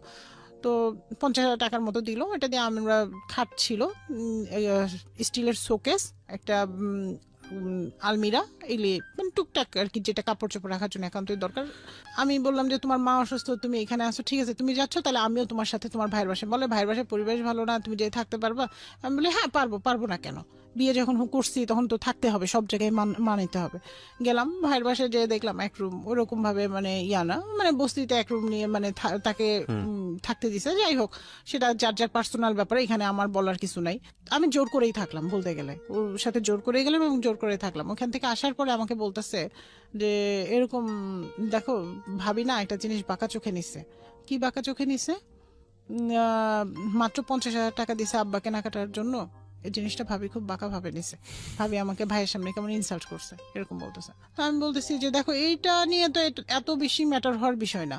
আর ভাবি, যে ভাবির এত বদনাম গেছো, সেই ভাবি নিয়ে এখন এত মাথা ব্যথা কেন? ট্রু, ভাবি তো খারাপ। তুমি বলে হ্যাঁ আসলে ভাবি খারাপ, তখন গেল অ্যাভয়েড করলো। মানে আমাকে শোনায় নিল, আগে শোনায় নিয়ে পরে অ্যাভয়েড করতেছে। হ্যাঁ, তারপরে গেল। এটা যাওয়ার পর একদিন পরে এসে বলতেছে আমার অফিসে ভালো বিহেভ করতেছে না বসেরা, লোনটা শোধ করে দিতে হবে। লোনটা শোধ না করলে বসেরা ভালো বিহেভ করতেছে না। 40,000 টাকা তার যেটা লোন আছে। তো ভাইয়া এটা জানছে, যাই না ভাবি বলছে ভাবির বাপের বাড়ি থেকে 30,000 টাকা নিয়ে এসে সেটা নিয়ে এসে সেটা দিয়ে অন্তত লোনটা ক্লোজ করতে। আমার কাছে খুব আশ্চর্য লাগলো, যেই ভাবি এত খারাপ ছিল সেই ভাবির বাপের বাড়ি থেকে 30,000 টাকা, যেভাবে ভাই এত টাকা থাকা সত্ত্বেও বিয়ে করার মানে বিয়ের সময় 1 পয়সাও দিল না। ইভেন বউকে, যে নতুন বউকে একটা গিফট দিতে হয় সেটাও দিল না। মানে কি বলবো, বলার এখানে আসলে নিজের কাছে খুব আশ্চর্য লাগছে জীবনের। তো আমি বললাম যে এটা তো আমার দৃষ্টিতে ভালো না, যে ভাবি কেন দিবে? ভাইয়ের থাকলে ভাই যদি দেয় সেটা আলাদা বিষয়, ভাই দিবে না, ভাবি কেন বাপের বাড়ির টাকা এনে দিবে? তো পরে আমি বললাম যে যেহেতু যে বিয়ের গিফট থেকে টাকা উঠছিল, আমার কাছে প্রায় 10-15 হাজার টাকা ছিল, সব মিলে ওর হাতে 20,000 টাকা তুলে দিলাম। দিয়ে বললাম যে এটা তুমি দিয়ে দাও, দিয়ে আর বাকি 20,000 টাকা আস্তে আস্তে প্রত্যেক মাসের স্যালারি থেকে দিব, এটা বললাম। আমরা কোথাও ঘুরতেও গেলাম না, কোথাও না, আমার বাবার বাড়িতেই থাকা। এর মধ্যে এখন আমি বলবো ওকে যে প্রেশার ক্রিয়েট করবো, বাসা নাও, তো টাকা কই? বাসা ভাড়া নিতে গেলেও তো টাকা লাগবে, অ্যাডভান্স দিতে হবে, ইয়ে করতে হবে, টাকা না থাকলে কেউ তো আর বাসায় ইয়ে দিবে না। তখন আম্মা বিষয়টা বুঝলো, তখন ও বলতেছে যে ও আমাকে বলতেছিল যে আমি বাইরে থাকি, তুমি এখানে থাকো। আমার কাছে বিষয়টা এরকম যে বিয়ে হয়েছে, ও এক জায়গায় থাকবে আমি এক জায়গায় থাকবে, এটা কেন? তখন আম্মা বললো ঠিক আছে, তোমরা যতদিন তোমাদের সমস্যা সলভ না হয় তোমরা এখানেই থাকো, যদি পারো কিছু কন্ট্রিবিউট করো তোমার শ্বশুরের সাথে, না পারলে না করো। প্রথম ওই যে লোনটা, যেহেতু লোনের টাকাটা মনে করেন আমি দিচ্ছিলাম না, এখানে আমার যেটা জানার, লোনটা আপনি শোধ করছেন কেন? কারণ তার স্যালারি হচ্ছে অনলি ফর 18,000 টাকা। এখন ওটা দিয়ে তো কি ও বাবা মাকে দিবে না নিজের যাওয়া আসার খরচ চালাবে? তখনও থাকতাম বাবার বাসায়। থাকতেন বাবার বাসায় থেকে হাজবেন্ডের লোন পরিশোধ করতেছেন। আর তারপরে আমি চিন্তা করতাম তো সংসার তো দুজনারই, ও একটা মানসিক টেনশনে থাকবে, তার চেয়ে ভালো দুজনে একটু লাইফটা আনন্দে কাটাই না। টাকা পয়সা তো দিলাম না হয়। কত টাকা দিতেন প্রতি মাসে? প্রথমে দিলাম হচ্ছে 20,000 টাকা। আচ্ছা। এরপরে মানে ওর স্যালারিটার থেকে 50% এর মতো, 50% কখনো 50% কখনো তার চেয়ে বেশি এরকম দিয়ে চলে আসে। মানে পুরোটাই বলতে গেলে একরকম অনেকটা মানে দিয়ে চলে আসে। আমি বলছি যে তোমার স্যালারি উঠায় আনার দরকার না, ওটা দিয়ে লোনটা হোক, অ্যাডজাস্ট। আর আমি চালাচ্ছি আমি এদিকে ম্যাচিউর। সো ফার্স্ট নাইট তো তাকে রাত 2টার সময়, 2টা 2:30 দিকে ফোন দেওয়ার কোনো দরকার হয় না। একটা ম্যাচিউর যেহেতু আমরা, ভাবির সাথে রিলেশনও তো তার ভালো না, সেই ফোনটা নিল, সে আমাকে বোঝালো যে দেখো ভাবি তো এরকমই, ভাবি ওই যে মানুষের কিভাবে দ্বন্দ্ব লাগবে সেই বিষয়টাই কাজ করে, এরকম বললো, একটু বাঁকা করেই বললাম। তখন আমি ন্যাচারালি ওটা ভুলে গেলাম, অ্যাভয়েড করে গেলাম। যেদিন আমরা মানে যাব ওদের বাসায়, ওর ভাইয়ের বাসায়, যে দাওয়াত দিতে, আমার বাবা, আমার ছোট ভাই, আমি, আমার হাজবেন্ড, মানে আমরা সবাই মিলেই যাবো, একসাথেই যাব। তো সেদিন তার মোবাইলে আমি, ও দুজনে বিছানায় শুয়ে থেকে মোবাইলটা করতে করতে একটা রেকর্ডিং বের হয়ে যায়। রেকর্ডিংটা ছিল দেবর ভাবির কথা। এটা রেকর্ডিং করছে তাদের মেয়ে, ছোট্ট মেয়ে, আমার মানে আমাকে না জানিয়ে আমার অ্যাবসেন্সে মানে তাদের বাসায় যেত। তার ভাইও থাকতো না, তার দেবর ভাবি দুজন থাকতো, এবং দেবর ভাবির কিছু কথা মানে যেটা আমার কাছে এত খারাপ লাগে, এবং অ্যাটলাস্ট ওই কথার মধ্যে থাকে, ভাবি আপনি চিন্তা করেন না, আপনি তো আসেন সবসময় থাকবেনই, আমি তো এটারে বিয়ে করছি, এটা যদি আমার কথা না শুনে টাকা পয়সা না দেয় তাহলে কিলায় দাঁত ভাঙিয়ে দিব আর ছেড়ে দিয়ে চলে আসবো, এরকম কথা ছিল। এই ফোন রেকর্ডটা আপনি কিভাবে শুনলেন? এই ফোন রেকর্ডটা ওই যে ওর সামনে মোবাইল টিপতে টিপতে হঠাৎ গড গিফটেড বের হয়ে গেছে। ওর সামনে এটা বেজে হ্যাঁ গেছে? হ্যাঁ, ওর সামনে এটা বেজে উঠছে এবং ওর সামনে ও তখন মোবাইলটা, এটা যখন দাঁত ভেঙে দিব, দাঁত ভাঙা জবাব দিব, ছেড়ে দিব, এই কথাগুলো আসছিল, তখন ও মোবাইলটা আমার কাছ থেকে কেড়ে নিয়ে যায়। কেড়ে নিয়ে সাথে সাথে ডিলিট করে ফেলে। ডিলিট করে আমাকে বলে যে সরি, আসলে যারা ভালো হয় তাদের মনে হয় সামনে আল্লাহ ভাবে বের হয়ে যায়, এটা তো আমি আসলে জানি না। আমি ভাবিকে গেছিলাম, যে যেহেতু তোমার লামিয়াকে দেখতে গেছিলাম, ও ছোট, ও খুব কাঁদতেছিল আমার জন্য, আমি এই জন্য গেছিলাম, যে ভাবি বিভিন্ন কথা বলতেছিল, তো বলে আসছি যে ভাবি মনটা খুশি থাক, আমার কি, আমার তো এই ভাবিকে মন খুশি করার জন্য বলছি, এটা আবার লামিয়া রেকর্ড করে ফেলছি, তুমি এটা নিয়ে প্লিজ এরকম করো না, ভেবো না, কোনো টেনশন করো না, কোনো করো না। তারপর যাই হোক, এটা আমাকে বোঝাইলো। তখন আমি চিন্তা করলাম যে কারোর মধ্যে অশান্তি বা কোনো কিছু ধরে রেখে লাভ নেই, ঠিক আছে, আমি যদি একটা করি তা আমার বাবা মা আরো কষ্ট পাবে, কারণ আমার বাবা মা তো না করছিল, আমি তো শুনি নেই, আমার এই জিনিসটা আসলো। তো আমি চিন্তা করলাম যে দেখ, খারাপ যদি হয়ে থাকে, খারাপকেও তো মানুষ ভালো করতে পারে, আমিও চেষ্টা করে যাই, আমি তো খারাপ না, বা আমি তো কারোর সাথে খারাপ করি নাই। পরে ও আমাকে অনেক বোঝাইলো, করলো। পরে আমি হাত মুখ ধুয়ে ফ্রেশ হয়ে পরে সবার সাথে আমার ভাসুরের বাসায় গেলাম। ঈদ করার পরে আমরা সবাই ঘুরলাম ফিরলাম, আনন্দই করলাম।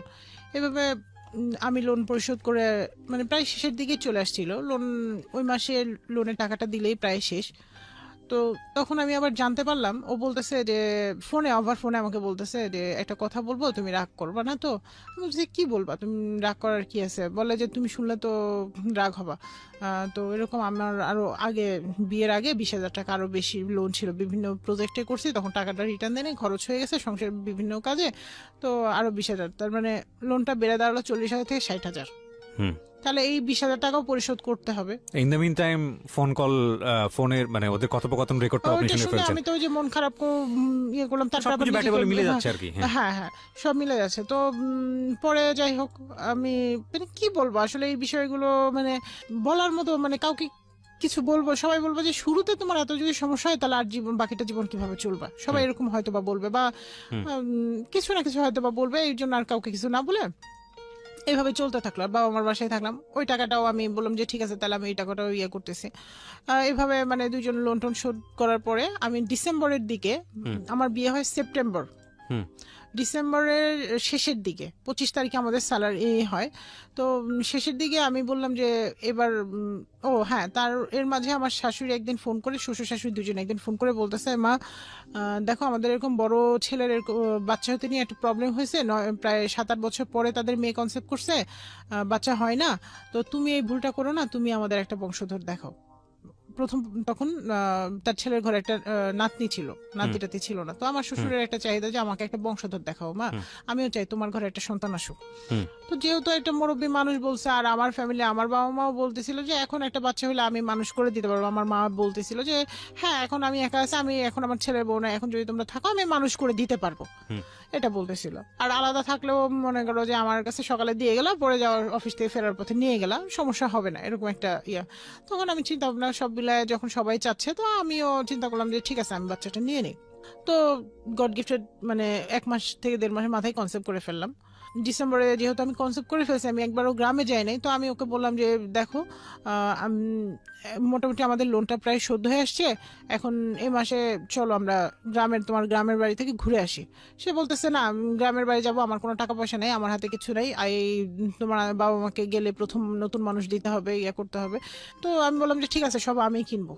এই বলে আমি নিজে ওর সাথে যেয়ে আমি সবার আত্মীয় স্বজন, মানে যার যা কেনাকাটা করা, প্লাস হচ্ছে বাজার করার জন্য আলাদা করে টাকা রাখা, সব কিছু করে ওর হাতে দিলাম, হিসাব করে, আলাদা আলাদা হিসাব করে, এই 5,000 দিয়ে এই শপিং, এই 5,000 দিয়ে এই খাবার দাবার, এইভাবে হিসাব করে তার হাতে দিলাম।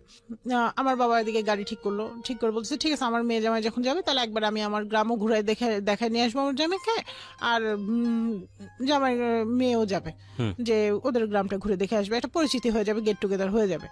যাওয়ার পরে আমার শ্বশুরকে সব এগুলি দিলাম, ও আমাদের বাড়ি ঘুরলো, আমি ওদের বাড়ি ঘুরলাম। যে ভাইয়া বিশ্বাস করবেন, আমি যে ওইখানে যা দেখি ওদের বাড়িতে, মানে আমার মামা এই কথাটা আমাকে বলছিল দেখে, যে তুমি আসলে এখানে দিও না, কিন্তু ওই যে আমার আমার ফ্যামিলি দিল। তো যে দেখি ভাই, মানে শোয়ার মতো একটা খাটও নাই। তো আমি সবকিছু চিন্তা করলাম যে যাক, নাই অসুবিধা নাই, আমি তো আছি। তো আমি বুঝলাম যে ওর ওইখানে যেহেতু গ্রামে, মানে সবাই, মানে এই জন্য আমাকে নিতে চায় না, যে নিলে তার পরিবেশটা আমি জেনে যাবো, সব মিলায় তাকে আমি ওইভাবে হয়তো বা ট্রিট করবো, সব মিলে সে নিতে চায় না, এবং তার মানে সবার সামনে তার ইমোশনটা বোকা বোকা, মানে সবাই জানে খুব ভালো ছেলে, কিন্তু তার যে ক্যারেক্টার বা তার যে টাকা পয়সার চাহিদা বা সেটা তো শুধুমাত্র আমি জানি। এখন আমি গেলে তো এই জিনিসগুলো সবার সামনে ওপেন হয়ে যাবে, যে জিনিসটা সে মানে চাচ্ছিল না ওপেন করতে। পরে যাই হোক, আমি ওইখান থেকে আমরা আবার একদিন থেকে 2 দিন পরে আমরা আবার ঢাকায় ব্যাক করি। ব্যাক করে অফিস টফিস সবাই শুরু করি। এর মধ্যে আমি তার মানে সে বলতেছিল আমার এই চাকরিটা ভালো লাগতেছে না, এখানে চাকরি সুইটেবল না, আমাকে অন্য কোথাও, মানে তার ডিমান্ডই কিছু মানে ভালো চাকরি দাও। তো আমার বাবা বললো তা তুমি আমার মেয়ের ব্যাংকে জব করবা? তো বললো যে হ্যাঁ করবো, ব্যাংকে জব করবো, কোনো সমস্যা নেই। তো আব্বু ওইভাবে ট্রাই করতে থাকলো যে ঠিক আছে দেখি ব্যাংকে যদি হয়, লবিং টবিং ধরে যদি হয়, এরকম চিন্তা ভাবনা করলো। গেল, তার ইন্টারভিউ কল করলো, ইন্টারভিউতে গেল, এবং ইন্টারভিউতে এমন কিছু ভুল করলো যে ভুলগুলো মানে একটা এডুকেটেড ছেলে করতে পারে আমি কখনো কল্পনা করি নাই। সে ইন্টারভিউ বোর্ডে হাত নাড়ায় নাড়ায় কথা বলছে, এবং মানে তাদের পছন্দ হয় না মোট কথা। পরে ওরা এটা ওকে ডিনাই করলো যে না আসলে ও তো যোগ্য না। যাই হোক, পরে আমি বললাম যে ঠিক আছে এখানে যেহেতু সমস্যা হয়েছে, আরো অনেক জায়গায় পরীক্ষা দিবা, তুমি এখান থেকে শেখো, শিখে তুমি পরে অন্য জায়গায় আরো ভালো বেটার করবা।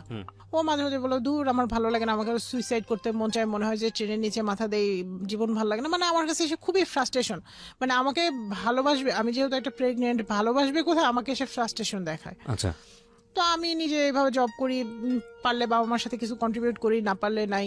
ও মানে ওর টাকা লোন পরিশোধ শেষ, সব শেষ, এগুলি পার্ট শেষ। এরপরে ওর বাবার ক্যান্সার ধরা পড়লো। ওহো, এটা আরো একটু মানে আমার শ্বশুর যেহেতু ক্যান্সার ধরা পড়ছে, আমারও খারাপ লাগছে যে একটা মানুষ অসুস্থ। তো ওনার ট্রিটমেন্ট চলতেছে। তখন আমার 3 মাস, বেবি পেটে 3 মাস। তো আমি কি করলাম, একদিন তাকে মানে সে বেতন পাইলো, আমি কখনো আমার শ্বশুর শাশুড়িকে কিছু দিবে সেটার জন্য আমি কোনোদিন কথা বলিনি, কিন্তু আমি তাকে জিজ্ঞেস করলাম যে তুমি কালকে স্যালারি পেলে, যেহেতু এই পর্যন্ত আমি তার সব দায়িত্ব পালন করে আসছি, তো তুমি স্যালারি পাইলা, কয় টাকা কি খরচ করলা, কারণ এখন তো লোন নাই, টাকাটা কোথায় কিভাবে খরচ করলো আমি সেটা হিসাবটা চাইলাম, কয় টাকা খরচ করলে কি। সে আমাকে হিসাব দিল না, উল্টা মানে আমার বেবি পেটে আছে আমাকে ধাক্কা দিয়ে ফেলে দিল। এই প্রথম গায়ে হাত তুললো? হ্যাঁ, মানে ধাক্কা দিল যে তুমি সরে যাও, তুমি এগুলি জিজ্ঞেস করতেছ কেন। রাব্বি আম্মা আবার ওটা দেখতে পেলো, দেখতে পেয়ে আম্মা বললো কি মানে আম্মা মানে হচ্ছে আপনার শাশুড়ি? আমার মা। আপনার মা? হ্যাঁ, মানে যেহেতু আমাদের বাসায় আছে, আম্মা যে কোনো কারণে মানে আপনার বাসায় আপনার গায়ে এরকম ধাক্কা দিল? হ্যাঁ, সে দিল। দেওয়ার পর সে কি করলো, দিয়ে আম্মা দেখতে পেয়ে আম্মা আবার বললো কি বাবা তুমি বাইরে কোথায় যাচ্ছিলে, সেখানে যাও, ঘরে কথা কাটাকাটি করো, ওটা এরকম একটু বললো। আমি বললাম যে প্লিজ তুমি এখন এই মুহূর্তে যাও না, তুমি বসো। তুমি পরে ও একটু বসলো, বসে ও চলে গেল, ওর কাজে ও চলে গেল। ও আর আমাকে হিসাব দিল না। তো আমি যেহেতু সে ধাক্কা দিচ্ছে, আমি ওকে একটা কথা দিলাম যে আমি আজকের পর থেকে কসম করতেছি যে তোমার টাকা পয়সা তুমি কি করবা না করবা সেই হিসাবটা আমি আর কোনোদিন চাইবো না, কারণ যেহেতু তুমি আমার বেবি পেটে আমাকে ধাক্কা দিয়ে ফেলে দিছো, আমার একটা ইনসিডেন্ট হতে পারতো। তারপরে আম্মা, ওই দিন আমি সারাদিন শুয়েছিলাম, আম্মা ডাক্তারের কাছে আমাকে নিয়ে গেল। ও আমার কোনো খোঁজও নিল না যে আমার ওয়াইফ কেমন আছে কি আছে, বা ডাক্তারের কাছে নিল বা ডাক্তার কি বললো না বললো, কোনো কিছু না। আম্মার নিজের পকেটের পয়সা দিয়ে চিকিৎসা করে আসলো, কারণ আমার টাকা মনে করেন ওইভাবে আর নেই, আমার যাওয়া আসা সব মিলে অত মানে আর থাকে না আমার হাতে যে আমি ডাক্তার দেখাবো বা এক্সট্রা কোনো খরচ করবো। ইভেন আমার খাবারটাও আমার বাবাই কেনে, এক্সট্রা যে খাবারটা সেটাও আমার বাবা কেনে। আমার হাজব্যান্ড কোনোদিন এনেও বলে না যে এটা আমি আমার ওয়াইফের জন্য আনছি বা এটা সেটা। তো যাই হোক, এরপরে 1 মাস পরে আর 1 মাস পরে, ওটা ছিল মার্চ মাসে, সে কি করলো আমার সাথে ফোনে আমি ফোন দিছি যে কখন কি অবস্থা, বাসায় কখন আসবে। ফোনে আমাকে এত নোংরা ভাষায় গালাগালি করলো, আর তোর বাসায় আমি যাবো না, আমার এভাবে বলতে তোর বাসায় আমি যাবো না তুই। আর ওর মুখের ভাষাটা খুবই জঘন্য খারাপ ছিল, যে গ্রামের ছেলেরা যেরকম আর কি জঘন্য ভাষায় গেলে সেইগুলি করতো। আম্মা ও বাসায় গেছে, আম্মা ফোন দিছে যে ও এরকম বাসায় আসছে, তো এটা আমাকে জানাই দিল যাতে আমি টেনশন না করি। আমি বাসায় আসার পরে সে আমার সাথে শুরু করলো, তা আম্মা আবার এসে বুঝাইলো, অনেক বুঝাইলো, দুজনকেই বুঝাইলো যে দেখো তোমরা তো জেনে বুঝে বিয়ে করছো, তোমাদের তো কেউ জোর করে বিয়ে দেয় নাই, আর কেউ ইয়াও করে নাই, ফোর্সও করে নাই। আর ওর যে সিচুয়েশন, সেই সিচুয়েশনে যদি তোমরা এরকম ইয়া করো। তো যাই হোক বুঝাইছে। পরের দিন কি করলো, ও সকালবেলা উঠেই ওর ব্যাগপত্র এবং ওর সার্টিফিকেট, ওর টাকা পয়সা আর ওর কাপড় চোপড় সবসময় আব্বা ইস্ত্রি করে নিয়ে আসতো, আব্বার কাপড়ের সাথে আব্বা, ও কোনোদিন একদিনও নিজের কাপড় নিজে ইস্ত্রি করে নাই বা নিজে নিয়েও যায় নাই। আমাকে বললো যে আমার কাপড় চোপড় দাও, তা আম্মা বললো যে ওই যে ইস্ত্রি করে আসছে, ব্যাগটা নিয়ে এসে আম্মা আবার বের করে সুন্দর মতো ইস্ত্রি করার কাপড়গুলো দিয়ে দিল, যে ওর কাপড় ও চাচ্ছে ও নিয়ে হয়তো বা আমাকে বলতেছে আমি ইন্টারভিউ দিতে যাবো একটা, ওইখানে আমার গাজীপুর যাবো, আমি 2 দিন পরে আসবো, এটা বলতেছে। আমি বিশ্বাস করে আমি বললাম যে ঠিক আছে, আমার শ্বশুরকে আমি জানাই দিলাম। ও বাসা থেকে বের হয়ে গেল, যার পর আমার শ্বশুরকে বললাম, বলার পর বলে আচ্ছা ঠিক আছে। ও কি করলো, ও গাজীপুর গেল না, ইন্টারভিউ দিতে গেল না, ও ভাইয়ের বাসায় গেল। ভাইয়ের বাসায় যে বসে আছে, বসে থেকে আমাকে ফোন দিছে, বলছে যে তোমার বাসায় আমি আর যাবো না, যদি যাই তো তোমার বাবা মা আমাকে একটা মোটরসাইকেলের 2 লাখ টাকা দিবে।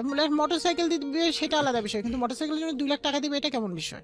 আমার তো 50,000 টাকা দিলেও মোটরসাইকেল কিনতে পাওয়া যায়, যদি এতই মোটরসাইকেল আমাদের দরকার হয়। আর আমাদের তো মোটরসাইকেলের দরকার নাই, আমি মোটরসাইকেল দিয়ে কি করবো যেখানে আমরা ইয়ে করতে পারতেছি না।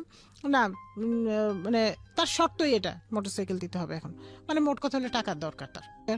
তখন আমার মা দেখলো যে মেয়েটা তো খুব খারাপ অবস্থা। এদিকে আমার শ্বশুর শাশুড়ির সাথে কিন্তু আমি কন্টিনিউস ঘন্টার পর ঘন্টা ফোন দিচ্ছি যে মা আপনার ছেলেকে বোঝান, আসতে বলেন, বাসায় আসতে বলেন, এইরকম অবস্থা, আমার শরীরে একটা ক্ষতি হয়ে গেলে তখন কে রেসপন্সিবিলিটি নেবে? সে বাসায় আসলো না, ইভেন আব্বার হাতে ফোন দিলে আব্বার ফোনও ধরলো না। পরের দিন সে আমাকে ফোন দিয়ে বলতেছে যে ঠিক আছে, আমার শ্বশুরও বলছে, আগে আমার শ্বশুর শাশুড়ি বলছে, আমার ফোন রাতে আব্বা অফ করে দিছে, যে এত কথা বলে এত লোড নিলে আমার মেয়েটা তো বাঁচবে না, কারণ একটা অ্যাক্সিডেন্ট হইলে তো দুইটাই যাবে। তো পরে আর ওই সময় আমার এমন মানে অস্থির লাগতো, মানে আমি নিজেও স্থির থাকতে পারতাম না, মানসিক একটা প্রেশার। সকালবেলা আমার শ্বশুর আম্মার মোবাইলে ফোন দিল, আমার ফোন বন্ধ পেয়ে ফোন দিল, দিয়ে বলতেছে যে মা যাই হোক অনেক কিছু হয়েছে, তুমি একটু তোমার মারে নিয়ে বা তোমার বাবারে নিয়ে যাও, যাই আমার ছেলেরে নিয়ে আসো, ভাইয়ের বাসায় যে নিয়ে আসো, আমার ছেলে বোকা, বয়স নেই তো, আর শ্বশুর বাড়ি থেকে রাগ করে গেছে, লজ্জায় আসতে পারতেছে না। তো আব্বা বলে ঠিক আছে আসতে পারতেছেন, তাহলে তোমার ছোট ভাইরে পাঠাই, আমাদের যাওয়ার দরকার নেই, তোমার ছোট ভাইয়ের সাথে চলে আসবে, সে তার যদি এতই লজ্জা থাকে। তখন ও বলে যে ও আমাকে ফোনে বলতেছে যে দেখো তোমার ছোট ভাই আসলে আসবো না, তুমি আর তোমার মা অথবা তোমার বাবা যে কোনো একজন আসতে হবে। তো গেলাম আমি, আমার মা বললো যে ঠিক আছে যা হয় হবে, কি বলে সেটাই শুনি, যাই কি হয়েছে দেখি কি বলে, কারণ আমার মেয়ের জীবন আগে না আমার অন্য কিছু আগে। গেল, যাওয়ার পর সেখানে যাওয়ার পর তার ভাবি তো অসংখ্য মানে উল্টাপাল্টা কথা শোনাইলো আমাদের, অনেক কথা যেটা মানে বলার মতো না। আমার দেবররে কি দিছেন, আমার কি দিছেন, আপনাদের সাথে বিয়ে দিছি দেখে আমার দেবররে এরকম নির্যাতন করতেছেন, শারীরিক মানসিক টর্চার করতেছেন, মানে অনেক কথা, আরো কথা বললো। আমাদের যত অকথ্য ভাষায় গালাগালি করা যায় তার ভাই শুনলো, সেও শুনলো। তখন আম্মা কিছু কথা সে মিথ্যা বলছিল, আম্মা মুখের উপর বললো যে বাবা তুমিও তো একটা মায়ের সন্তান, তুমি তো বলো এই কথাগুলো, তোমাকে আমি কোনোদিন বলছি? সে বলে না। তাহলে তুমি এখানে এসে কেন মিথ্যা কথাগুলো বললা, কেন তোমার বাবার কাছে মিথ্যা কথা বললা? বলে আমি তো বলি না। তখন আমার মা বলতেছে দেখো তুমি বড় ভাই, তুমি তোর বড় ভাই তোমার সামনে আছে, সো তুমি বিচার করো এখন যে এই ছেলেটা কেমন মৃত। তো বলে যে ঠিক আছে আন্টি ও যাবে, তবে ও আরো বললো যে মোটরসাইকেলের জন্য টাকা। তখন আম্মা বললো যে আমার মেয়ের জীবন আগে, টাকাটা আগে না, তুমি এরকম কয় টাকা চাও, কয় টাকার মোটরসাইকেল, এটা কি আমরা দিতে পারবো না? তোমার এই যে চাকরি লাগতেছে, এটা লাগতেছে, ওইটা লাগতেছে, তোমার সারাক্ষণ প্রবলেম, এত সমস্যা থাকলে আমরা কিভাবে ইয়ে করবো? ঠিক আছে তোমার এই যখন সাথে আরেকটা বললো আমি কোনো সংসার খরচ দিব না, যা সংসার খরচ লাগবে আপনার মেয়ে চালাবে। এটা সামনাসামনি বলে দিল, সামনাসামনি বললো। আমার মা সবকিছু মেনে বললো যে ঠিক আছে তোমার 1 পয়সা দেওয়া লাগবে না, আর টাকা ওইটা মোটরসাইকেলে তো ঠিক আছে ওইটা আমি দিব। বাসায় পরে বাসায় আসলো, আসার পর মানে খুব ভালো মানুষ, তখনকার বিহেভটা অনেক ভালো। তখন সে আমাকে বললো সরি আমি অনেক ভুল করছি, আমি চলে গেছি, আমি সরি এরকম বললো। ইভেন আমার মার হাত ধরে ক্ষমা চাইলো যে আমি না বুঝে অনেক কথা বলে ফেলছি, ভুল করছি, ক্ষমা চাইলো। আম্মা বললো যে যেহেতু ছেলে হইলো তো ক্ষমা করতাম, অসুবিধা নেই, ঠিক আছে তোমরা যদি হ্যাপি থাকো দ্যাটস অল। পরে আম্মা 2 লাখ টাকা দিয়ে দিল। এরপরে ওর ফার্মাসিউটিক্যালসের চাকরি হয়ে গেল। যখন মানে চাকরিটা পেলো, মানে তখন আমার সাথে আরেকটু দুর্ব্যবহার, মানে তার তো ভালো কিছু হয়ে গেছে, এখন তার আমার সাথে দরকার নেই, আমার সাথে দুর্ব্যবহার। ইভেন আমার বাচ্চা হওয়ার টোটাল খরচ কিন্তু আমার বাবা বেয়ার করছে, সে 1 পয়সাও দেয় নাই। ইভেন তার ভাই বা সে, তার কাছে আমি নিজের টাকা দিয়েছি, নিজে 5,000 টাকা দিয়ে বলছি যে কোনো কিছু যদি লাগে তোমার কাছে, যেহেতু তুমি এই মুহূর্তে চাকরি ছেড়ে দিছো হয়তো টাকা পাচ্ছ না, তো এই টাকাটা তুমি রাখো, যদি আমার প্রয়োজনে কিছু লাগে বা কোনো কিছু লাগে।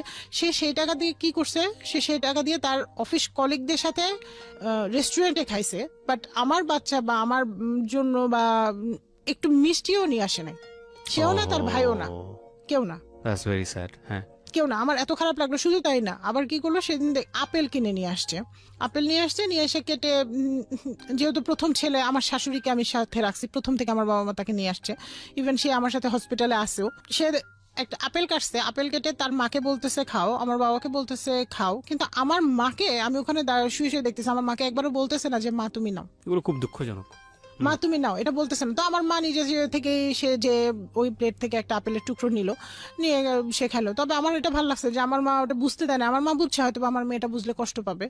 তো এটা আমি একসময় আমার হাজবেন্ডকে বলছিলাম, সে অস্বীকার করছিলাম, বলে না আমি সবাইকে বলছি। তো যাই হোক, বাচ্চা হওয়ার পর এরপরে বাচ্চা হলো, সে কি করলো, চাকরি পাওয়ার 1 মাস এখান থেকে বাসা থেকে অফিস করলো, ওর অফিসে গাড়ি দিয়ে যায় নিয়ে যায়। 1 মাস পরে সে চলে গেল। যাওয়ার পর বলতেছে যে শোনো, তুমি যদি আমার সাথে সংসার করতে, আমি আর ওইখানে যাব না, আমার ওইখানে সংসার করতে ভালো লাগে না, তুমি আমার সাথে সংসার করতে চাইলে গাজীপুর চলে আসো। আমি বললাম ঠিক আছে, আমি গাজীপুরে সংসার করবো, বাচ্চা নিয়ে আমি গাজীপুরে আসবো, তুমি ওইখানে বাসা নাও। ওর ওই যে কথায় কথায় ওর একটা ছিল যে আমি তোমার সাথে সংসার করবো না, আমি চলে যাবো, বাচ্চা হয়েছে কি, বাচ্চা দিয়ে তুমি আমি আটকাইতে পারবা, এটা বলতো। ও বললো আমি গাজীপুর বাসা না। আমি বললাম গাজীপুরেই আমি যাবো, আমি গাজীপুর, কারণ আমার তখন চাকরির শুরুর পর্যায়ে, আচ্ছা, মানে আমি পার্মানেন্ট না তখন, তো যার ফলে আমি এই চাকরি ছেড়ে দিলে আমার কোনো নাই, ওরকম না। যে আমার কথা হচ্ছে তুমি যদি স্বাবলম্বী হও তাহলে তোমার টাকায় আমি চলতে পারবো, আমার কোনো সমস্যা নাই। ও তখন বলতেছে, যখন দেখলো যে আমি বাসা নেওয়ার জন্য প্রেসারাইজ করতেছি, তখন বলে যে, তখন কয়েকদিন যাওয়ার পর বলতেছে ঠিক আছে এখানে বাসা নিলে বাচ্চা কে দেখবে। আমি বলি চাকরি ছেড়ে দিব, তোমার আর নইলে তুমি যাকে পারো তাকে দিয়ে বাচ্চা দেখায় মানুষ করবে, আমার তো একটা সমস্যা নেই। তো বলতেছে যে না ঠিক আছে, আব্বা বলছে বাসা নিতে না করছে, আব্বার চিকিৎসা অনেক খরচ, ঠিক আছে বাসা নিবো না, ওইখানেই থাকে, আমি আসতেছি। এই বলে সে আসলো। আসার পরে সে তার মানে যা বেতন পাইলো সেটা নিয়ে আসলো। নিয়ে আসার পরে সে বলতেছে যে আমাদের মা ছেলেকে কিছু শপিং করে দিল, দিয়ে সে সব টাকা নিয়ে বাড়ি চলে গেল। বললো কিছু টাকা বাড়ি আগেই পাঠাই দিছে, বলতেছে যে এই টাকা দিয়ে কোরবানি দিব। আমি বললাম যে ঠিক আছে, তাহলে আমি তো অসুস্থ, আমি যেতে পারছি না, তুমি ছেলে তুমি যাও, গত ঈদ আমার সাথে করছে, ঈদ তোমার বাবা মার সাথে করো। তো ও বাড়ি চলে গেল। যাওয়ার পরে আমি আশা করতেছিলাম যে পরের দিন আমার হাজবেন্ড যেহেতু কোরবানি দিচ্ছে সেখান থেকে আমার জন্য কিছু নিয়ে আসবে, অবশ্যই আমি এটা হকদার, আমার সন্তান এটার হকদার। সে সেটা নিয়ে তো আসলোই না, উল্টা আরো আমার সাথে দেখা যায় আমার মানে আমি বাসায় এসে আমি ঈদ করলাম কি না, কি খাইলাম, কোনো খোঁজই নেই। মানে সে বাড়ি গেছে তার মতো, আমি আমার মতো। আমার জন্য এটা সকালবেলাটা আমি ওয়েট করতেছিলাম যে আমার হাজবেন্ড সকালবেলা ফোন করে বলবে যে ঈদ মোবারক, উঠে তুমি বাচ্চাকে রেডি করো, তুমি রেডি হও, মানে আমি এক্সপেক্ট করতেছিলাম। বাট এরকম কিছুই না। বিয়ের পর থেকে আমি অসংখ্যবার এগুলি নিয়ে বলছি যে দেখো তুমি তো কখনো আমাকে ফোন দাও না, খোঁজ নাও না, আমি কোথায় থাকলাম কি করলাম, তোমার এগুলি কোনো ব্যাপারই না। বলে চাকরি করা একটা শিক্ষিত এডুকেটেড মেয়েরে বিয়ে করছে, আমি কি কোনো বাচ্চারে বিয়ে করছি যে আমি সারাদিন ফোন করে করে খোঁজ নিবো, এরকম বলতো। বলতাম বিয়ের আগে এত ফোন এত SMS, এখন বিয়ের পরে কিছুই নাই। বলে বিয়ের পরে এখন তো বউ হয়েছে, এখন তো আর তখন তো বিয়ে করার জন্য পটানো লাগছে, এই কথাটা আবার বলছে। সে কিছু নিয়ে আসলো না। পরে ঢাকায় আমার সাথে উল্টা আরো ফোনেই ঝগড়া হইলো কয়েকবার। ঝগড়া হওয়ার পর পরে সে ঢাকায় আসলো, বাসায় আসলো, আম্মার বাসায় আসলো, আমাদের সাথে আসলো, দেখা করলো। করার পর সে বলতেছিল যে আমি তাকে বললাম যে দেখো এটা কি আমি কি একটুও দাবিদার না, আমি কি এই তোমার প্রথম টাকায় কোরবানি হচ্ছে, এটা কি আমি দাবিদার না, আমি কি একটু হকদার না, তুমি আমার জন্য তো নিয়ে আসতে পারতে। বলে আমি অফিসে গেছি, অফিস থেকে কিভাবে নিয়ে আসবো, ও ভাবি নিয়ে আসছে, ভাবি বলছিল ভাবি নিয়ে আসছে, আমি ভাবির বাসা থেকে নিয়ে আসবো। এই বলে সে ভাবির বাসা থেকে নিয়ে আসলো। পরে 2 থেকে 3 দিন পরে যে ভাবির বাসা থেকে ভাবিরটা নিয়ে আসলো আর কি, ভাবি নিয়ে আসছিল খাওয়ার জন্য বাসা, সেটা নিয়ে আসলো। তো যাই হোক নিয়ে আসছে, আমি আমার বাবা মার কাছে ওইভাবে প্রেজেন্ট না করে আমি বলতেছি যে আমার শাশুড়ি এটা পাঠাইছে তোমাদের জন্য, এভাবে প্রেজেন্ট করছে। তো তার জানে না যে আমাদের ভেতরে এই যেগুলি থাকে এগুলি বিছাই দাও তাহলে বসতে পারবে। আমার বাবা মা সারা রাত জার্নি করে আমাদের সাথে গেছে, কেউ শুতেও পারতেছে না, বসতেও পারতেছে না, আর আমি বাচ্চাটারে নিয়ে শোয়াইতে পারতেছি না। পরে আমি পাশের বাসার এক প্রতিবেশীর ঘরে যেয়ে বাচ্চাটাকে নিয়ে কিছুক্ষণ শুয়েছিলাম, তখন আমার বাচ্চা হলো 6 মাসের। তো এটা নিয়ে আমাকে অনেক কথা শুনতে হয়েছে, তারা নিজেদের ঠিক না করে আমাকে অনেক কথা শোনাইছে যে এরকম। পরে আমি আমার শ্বশুর মারা যাওয়ার পর তার বাসার সব ফার্নিচার আমি কিনি, যে আমার সন্তানের জন্য আমার দরকার, কারণ ঈদে যাব আমি সবসময় যাবো, আমার শ্বশুর নাই তো কি হয়েছে, ওইটা তো আমার বাসা। তো আমার শ্বশুর আবার মারা যাওয়ার আগে আমাকে কয়েকটা কথা বলছিল। আমার শ্বশুর খুবই ভালো একটা মানুষ ছিল। তো উনি আমাকে বলছিল যে মা আমার তো অত বেশি সম্পদ নাই, যা সম্পদ আছে তোমার তো বাবার অনেক আছে, সেটা দিয়ে তোমার আর আমার ছেলের তো সুন্দর চলে যাবে, কিন্তু আমার বড় ছেলে তো শ্বশুর বাড়ি থেকেও কিছু পায় নাই আর কিছু নাই, আমার এই সম্পদগুলো যদি আমি আমার বড় ছেলেকে দিয়ে যাই তোমার কোনো আপত্তি থাকবে, আমাকে এটা জিজ্ঞেস করছে। আমি বলছি যে আব্বা আপনার সব সম্পদ যদি আপনার সবাইকে দিয়ে যান, আমাকে যদি 1 ফোঁটা সম্পদও না দেন আমার কোনো আপত্তি নাই, শুধু আপনি আপনার দোয়াটা দিয়ে যাবেন, আমি পারবো, এই শহরে আমি প্রতিষ্ঠিত হতে পারবো। তো উনি বলে যে ঠিক আছে মা তোমার যখন আপত্তি নেই। তো উনি মৃত্যুর আগে ওনার সব সম্পদ বেশিরভাগ 99% সম্পদই তার বড় ছেলের নামে লিখে দিয়ে গেছে, আর 1% শুনি যে একটা মাটির ঘর নাকি তার নামে দিয়ে গেছে। তো আমার ওইটা নিয়ে কোনো হেডেক নেই, ইভেন আমার এখন বলতো ওইগুলি নিয়ে কোনো ভাবনা নেই। আমার শ্বশুরের অনুষ্ঠান হলে বড় করে সব হইলো, এর মাঝে আমার শাশুড়ি, আমি রেগুলার খোঁজ নেই যে মা আপনার কিছু লাগবে কিনা, কারণ আমার শ্বশুর থাকতে হয়তো যে জিনিসগুলো দিছে ছেলের কাছে লজ্জায় তো সেই কথাগুলো নাও বলতে পারে। তো আমি জিজ্ঞেস করি, আমি রেগুলার ফোন দিয়ে জিজ্ঞেস করি। তো একদিন কি করছে, সে আমাকে, আমি ফোন দিছি জিজ্ঞেস করতেছি, সে আমাকে এত উল্টাপাল্টা ভাষায় ফোনে গালাগালি করতেছে। এরপরে বাসায় এসে আমি আবার মা বাবার সাথে সবই মোটামুটি শেয়ার করি। আমি বলতেছি মা এরকম এরকম বলছে, ইয়ে হয়েছে। এটা নিয়ে এক পর্যায়ে আমি চিল্লাচিল্লি করে পরে আমার অজ্ঞান হয়ে যায়, সেন্সলেস হয়ে যায়। বাথরুমে ঢুকে সেন্সলেস হয়ে যায়। পরে আম্মা, যেহেতু আমি সেন্সলেস হয়েছি এই জন্য আম্মার মাথাটাও তখন আম্মা বলছে যে তোমার মা এগুলি বলছে, কেন বলছে, তোমাকে তো আমরা দিছি, কেন তুমিও বলবা, তোমার মাকেও দিয়ে বলবা, সবাই বলবা, তার মানে কি আমরা কি টাকার মেশিন? তোমার কাছে আমরা অন্য কিছুই না? আমরা মা বাবার এতটুকু সম্মান পাই না? ঠিক আছে, যদি এটাই হয় তাহলে তুমি এই মুহূর্তে তোমার বউ বাচ্চাকে নিয়ে বের হয়ে যাও। কিভাবে তুমি তোমার বউয়ের চাকরি করাবা, কিভাবে কি করবা সেটা তুমি জানো, আমি জানি না। এটা আমার মা ডাইরেক্ট বললো। তখন আমি ওর বোর কাপড়ে রেডি হলাম যে চলো আমি এক কাপড়ে বের হয়ে যাবো, তুমি কোথায় রাখবা রাখো, আমার চাকরির দরকার নেই। তো সে তখন আমার উল্টা বুঝাইল, আমার শ্বশুর আমাকে যাইতে বলছে যে আমি যাবো, কেন যাবো, আমি বাড়ির ছেলে তাই আমি যাবো না। গেল না, থাকলো। এরপরে আমি সেভারাল টাইম তাকে বলতেছি যে যেহেতু আমার শাশুড়ি গ্রামে একা থাকে, আমরা বাসা নেই, পাশাপাশি আমার মার বাসার পাশে বাসা নেই, বাসা নিলে আমার দেখা যাবে বাচ্চাটাকে আমার মার কাছে সকালে রেখে গেলাম, বিকেলে নিয়ে গেলাম, অফিস থেকে ফেরার পথে নিয়ে গেলাম। সে বলতেছে না, আমি বাসা নিলে গাজীপুর নিবো, আমার মারে নিয়ে গাজীপুর বাসা নিবো। আশ্চর্য, তোমার বউ চাকরি করে ঢাকায়, তুমি খালি গাজীপুর টানো, গাজীপুর, মানে বউ বাচ্চার কোনো দায়িত্ব তার নেওয়ার কোনো ইচ্ছা নাই, নিতে বললেই মানে তার রাগারাগি উল্টা পাল্টা কথা। এভাবে চলো। ওই বলতেছে যে আমার এখান থেকে দূরে হয়, তুমি রামপুরের দিকে বাসা নাও। আমি বললাম যে খরচ কে দিবা? ও বলতেছে খরচ আমি দিতে পারবো না, তুমি দিবা, কারণ আমার এই যে টাকা পয়সা এগুলো, ওই যে বাবার অনুষ্ঠান করছে এখানে অনেক প্রায় 1-1.5 লাখ টাকা খরচ গেছে, ভাইয়ের থেকে লোন করে নিছি, এগুলো ভাইকে দিতে হচ্ছে।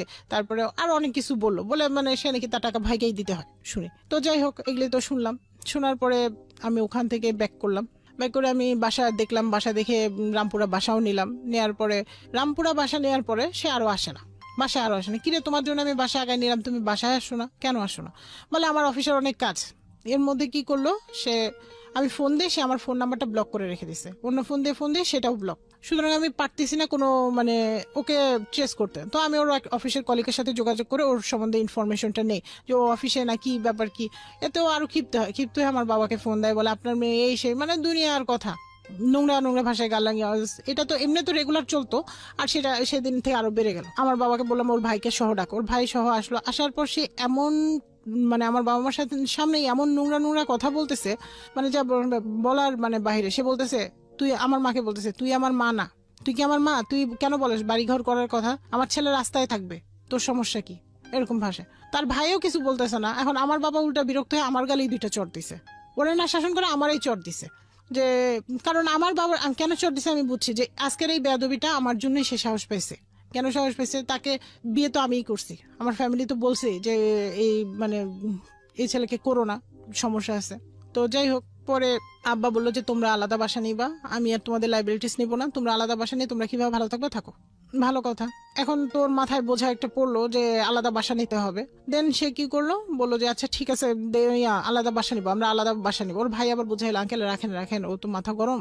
তো বলে যে বাবা আমি রাখতে তো আমি এত কিছু শুনতে পারবো না, এত সমস্যা এত কিছু, তা ওরা ওদের মতো ভালো থাকলে থাকুক, এটা বললো।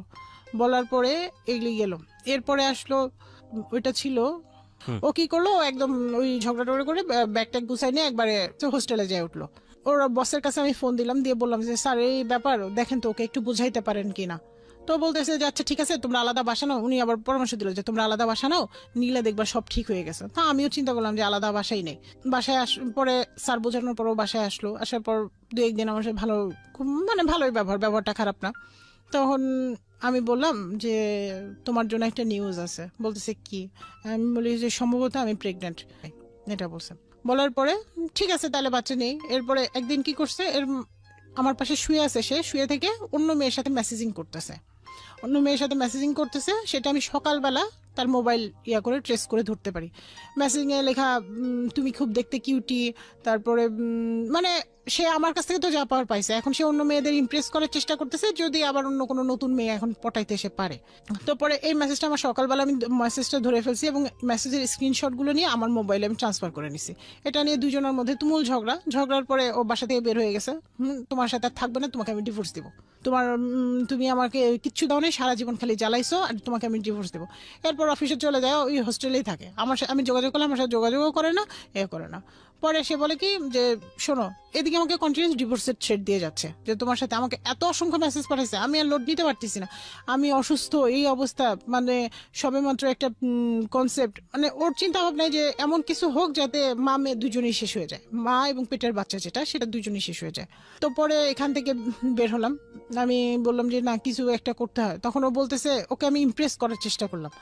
তখন ও বলতেছে যে শোনো, তুমি যদি আমার সাথে সংসার করতে চাও তাহলে তুমি তোমার বাবাকে নিয়ে আমার ভাইয়ের বাসায় আসবা। আমি তখন বললাম যে আমি একা আসি, আমার বাচ্চাকে নিয়ে আমি একা আসি, তুমি যেখানে রাখবে আমি সেখানে থাকবো, আমি তো বাবাকে নিয়ে আসার দরকার নেই। বলে না, তোমার বাবাকে নিয়ে আসবে, মানে সেখানেও তার আরো কিছু শর্ত থাকবে, কিছু চাওয়া থাকবে।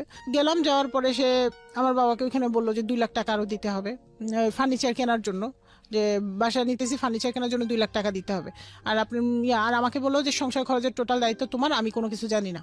আমি বললাম আচ্ছা ঠিক আছে। তাও কারণ আমার মনে হলো যে আমি বাচ্চাটাকে নিয়ে, যেহেতু আমার মানে পেটে একটা বাচ্চা, মানে তার লাইফটাও তো সেভ করা দরকার। কারণ বারবার ওই সময় আমার কন্ডিশনটা এতটা ক্রিটিক্যাল হয়ে গেছে যে বারবার মানে আমার ব্লিডিং হচ্ছে, প্রত্যেক মানে বাচ্চা থাকার পরেও ব্লিডিং হচ্ছে। ডাক্তার বলছে যে তোমার টোটালি রেস্ট দরকার, আর এই মেন্টাল প্রেশারগুলো নেওয়া যাবে না।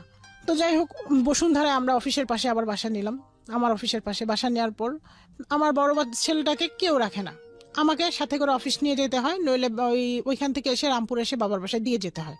এইভাবে 1 মাস কন্টিনিউ করলাম। করার পর অফিস থেকে শোকজ লেটার করলো, ম্যাডাম জানাইলো যে তোমার এরকম তোমার উপর এমডি স্যার নোটিশ করছে, তুমি যদি এইভাবে বাচ্চা নিয়ে অফিস করো, এইভাবে তোমার কাজের হচ্ছে, তোমাকে একটা সামনে আমরা একটা চিঠি দিব, শোকজ লেটার, যেটাকে বলে শোকজ লেটার।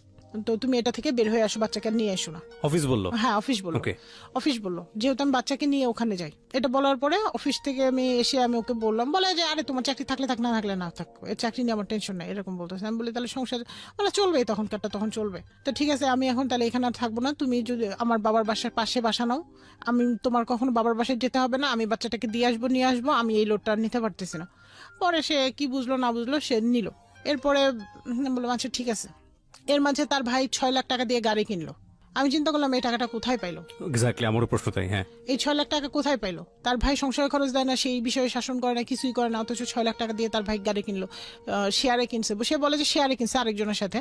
তো যাই হোক, দেখতাম যে ভাবির মানে আমার চেয়ে ভাবির খোঁজটা অনেক বেশি নেওয়া হতো, যে কোনো প্রতিদিন মানে রেগুলার ভাবিকে ফোন, ভাবির বাচ্চার খবর, ভাবির খবর, ভাবি কোনো টাকা পয়সা লাগবে কিনা সেটা মানে সেটা জিজ্ঞেস করা সব। কিন্তু আমার কিছু লাগবে কিনা বা আমার কোনো কিছু প্রয়োজন কিনা কোনোদিন জিজ্ঞেসও করে না। আমার এই বিষয়গুলো খুব দৃষ্টিকটু লাগলো। কি রে, আমাকে জিজ্ঞেস করে না, আমাকে না জানায় তার ভাইয়ের বাসায় যায়, তার ভাইয়ের অ্যাবসেন্সে তার ভাবির সাথে গল্প করে আসে, বাট সে এইগুলি বিষয়ে কিছুই জানে না। আমি তার বিভিন্ন মোবাইল থেকে বিভিন্নভাবে ট্রেস করতে পারি।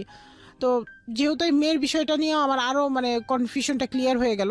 পরে সে কি করলো, তার মোবাইলে ডাবল পাসওয়ার্ড দিয়ে রাখলো, যাতে তার মোবাইল আমি আর কোনোভাবে ধরতেই না পারি, ইভেন কল আসলেও রিসিভ করতে না পারি। যাক, যেহেতু আমার বাচ্চা পেটে, আমি এগুলি নিয়ে আর অশান্তি না বাড়াই। এভাবেই মানে চলতে চলতে রমজান মাসে সে আমারে বললো যে ল্যাপটপ কেনার জন্য একটা টাকা দিতে হবে। এই বলে সে ল্যাপটপের জন্য টাকা চাইলো। তখন আমি এটা নিয়ে, আমার কথা হচ্ছে যে এখন সামনে প্রেগনেন্সি পিরিয়ড, কত টাকা লাগবে জানি না আমরা সিজারিয়ানের ক্ষেত্রে, তো তুমি এগুলি কেন করতেছে বলে না। পরে আমার সাথে ঝগড়া করে আমার বাবারে ফোন দিছে, আপনি আসবেন সেই ইফতারির টাইম, আপনি আসবেন, এসে আপনি আপনার মেয়ের সমাধান করে যাবেন, কি করবেন না করবেন আসেন, সামনে এসে বলবো। মানুষ যেখানে ইফতারি করার দাওয়াত দেয় সেখানে সে বিচার করার দাওয়াত দিতেছে।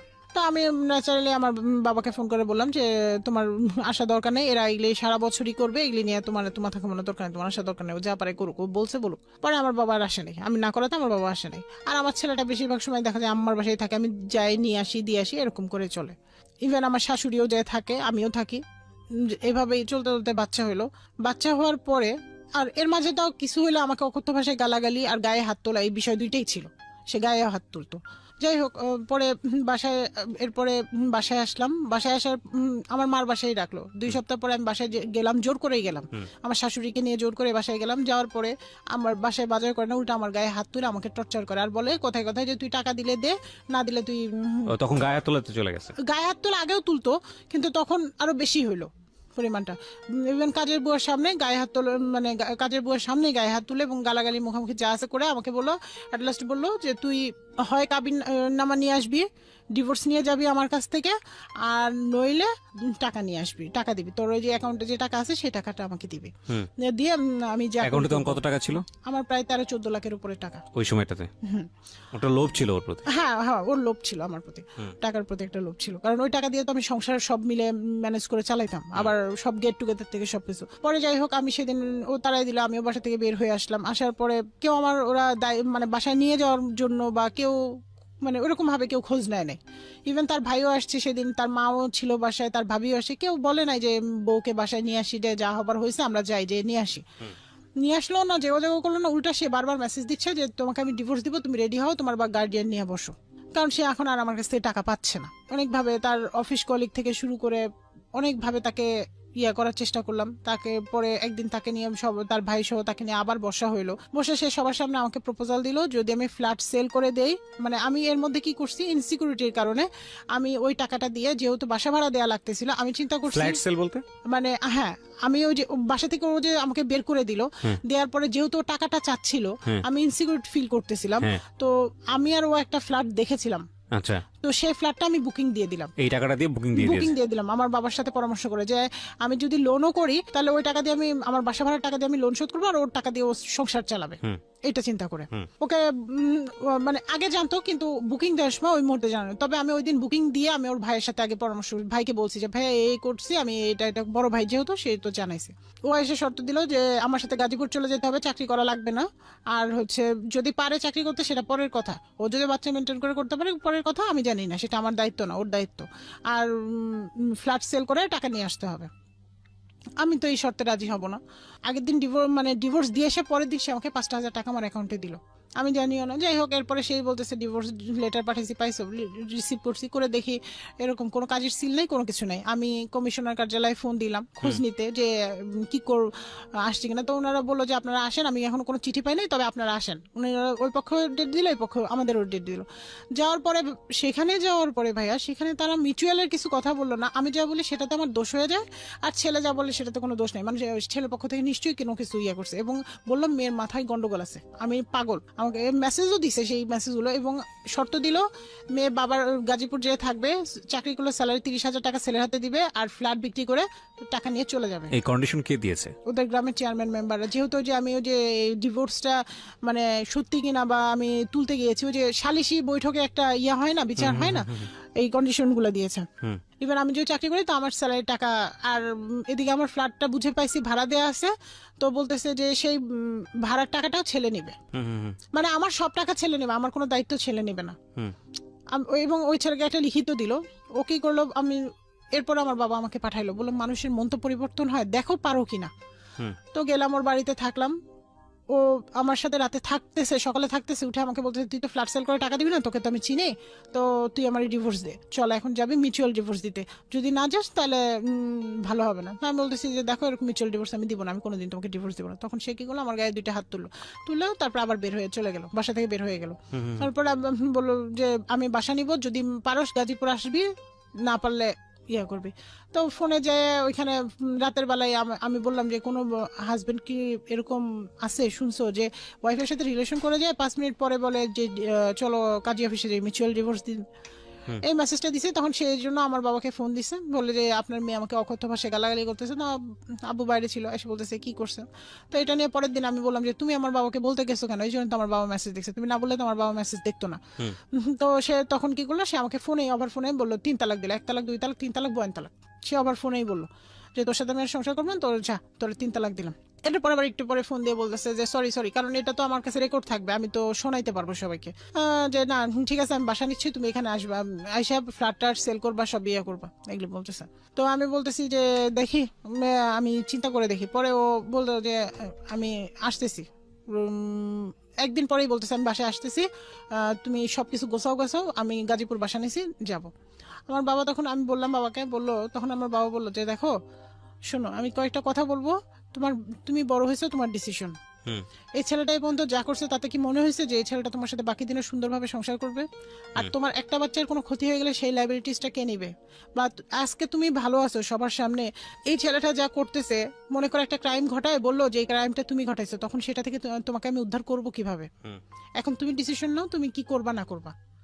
কারণ তোমার একান্তই লাইফ, তোমার জীবন, তোমার বাচ্চা, তোমার ডিসিশন। তারপরে সে আবার যায় চেয়ারম্যানকে দিয়ে আমার বাবাকে ফোন করে চেয়ারম্যান বলতেছে যে এরকম ফ্ল্যাট বিক্রি করে দিলে তো আর কোনো ঝামেলা হতো না, আপনি ফ্ল্যাট বিক্রি করে এখনো দেন নাই কেন? তখন আমার বাবা কিছু কথা বলে আপনার মেয়েই তো কোনোদিন অ্যান্সার দিতে পারছে এই পর্যন্ত, এখানে আসছিল তখনও তো কি বলছে, যা বলছে সবই তো আপনার মেয়ের দোষ, আপনার ছেলের দোষ কি পেয়েছেন? তখন আর মানে আব্বা যখন বলতে নিচ্ছে তখন সে ফোনটা কেটে দিছে, এরপর আর ফোন ধরে নেয়। তো পরে এরকম বারবার টাকা চাইলো, পরে আমি কোর্টে গেলাম যে ঠিক আছে আমি কেস করি। লয়ার কি করলো ভাই, লয়ার আমার মামলাটাকে 12টা বাঁচাইলো। মানে সে ওই পক্ষ থেকে টাকা খাইলো, খেয়ে টাকা নিশ্চিত খাইছে, নইলে মানে সে এমন ভাবে, আমি তো তাকে সব খুলে বলছি, সে জানে, সে মামলাটাকে এমন ভাবে প্রেজেন্ট মানে তৈরি করলো যে মামলাটাকে সাক্ষী দিলে ওটা আমাকে জেলে ঢুকতে হবে। তো যাই হোক, মামলা 12টা পরে আমি মামলাটা তুলে নিলাম। আর এর মধ্যে সে ডিভোর্স লেটার পাঠাইলো, আমি রিসিভ করি নাই। আমার হাজবেন্ড মেসেজ দিয়ে বলতেছে, ফোনে কখনো কথা বলে না, মেসেজ দিয়ে বলতেছে। তখন আমি বলতেছি যে দেখেন আমি এখন ভরণ পোষণ মামলা করছি। তখন আমি এই মামলাটা যেহেতু এরকম করছে লয়ার, আমি বুঝতে পারি আমি ভরণ পোষণ মামলা আরেকজনের লয়ারের কাছে ভরণ পোষণ মামলা করে দিই।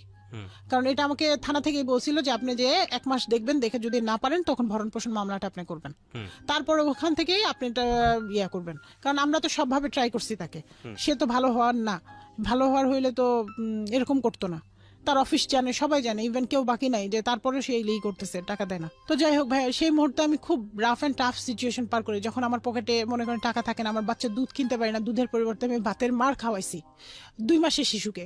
কারণ আমার ব্রেস্ট ফিডিং করবে, আমার কাছ থেকে ওইভাবে পাচ্ছে না, কারণ আমি মানসিক একটা ভুগতেছি, প্লাস হাই প্রেশার ছিলই। বাচ্চা হওয়ার সময় অনেক হাই প্রেশার ছিল, ডাক্তার নিষেধই করছে যে এত প্রেশার একে বেশি আর লোড দিয়েন না, কিন্তু তারপর গড গিফটেড আমি ভালো আছি। এইভাবে চলতে চলতে আল্লাহর রহমতে আমি আবার চাকরিতে জয়েন করলাম। 6 মাস চলে গেল, চাকরিতে জয়েন করলাম। জয়েন করার পর ব্যাংক থেকে ভাইয়ের লোন পাস হইলো, আবার লোন পাস হলো। প্রথমবার যে লোনটা আটকাই গেছিল, পাস হয় নাই, আমি ফ্ল্যাট কেনার জন্য চাইছিলাম, চেষ্টা করছিলাম, আটকাই গেছিল, সেই লোনটা আবার পাস হইলো। পাস হওয়ার পর আমি আমার ফ্ল্যাটটা রেজিস্ট্রি করে নিলাম, নেওয়ার পরে এখন আমি আমার ফ্ল্যাটে উঠে গেছি। আজকের এই গল্পের একটা ভয়ানক শিক্ষণীয় বিষয় আছে, আপনাকে আমি কোশ্চেনটা করি, তাহলে শিক্ষণীয় বিষয়টা কি সেটা বুঝে যাবে। সেটা হলো যে এই যে আপনি দুটো সংসার আপনার হলো না, বা আপনার সামহাও ব্যাটে বলে হয়নি দুপক্ষ থেকে, কিন্তু তারপর আপনি সুখে আছেন, কেন বলেন তো? মূল কারণটা হচ্ছে আমার সলভেন্সি। এক্স্যাক্টলি, দ্যাট ইজ কারণ মাই। আমি আজকে সচ্ছল। আমি আজকে সবাইকে একটা জিনিস বলতে চাই যে যার জীবনে যাই হোক, আমি এখনো আমার নিজের ড্রেসটা আমি নিজে তৈরি করি। আমার মা আমাকে ওটা শিখাইছে, যদি তোমাকে লেখাপড়া করাইতে না পারতাম বা কোনো কিছু না পারতাম, তুমি এই যে দর্জির কাজ করেও যাতে তুমি নিজের পেটটা চালাতে পারতে। আমি সেটাই বলতে চাচ্ছি যে আজকে যারা শুনছেন স্টোরিটা আমরা খুব ইলাবোরেট করিনি। আমি রিকোয়েস্ট করতে চাই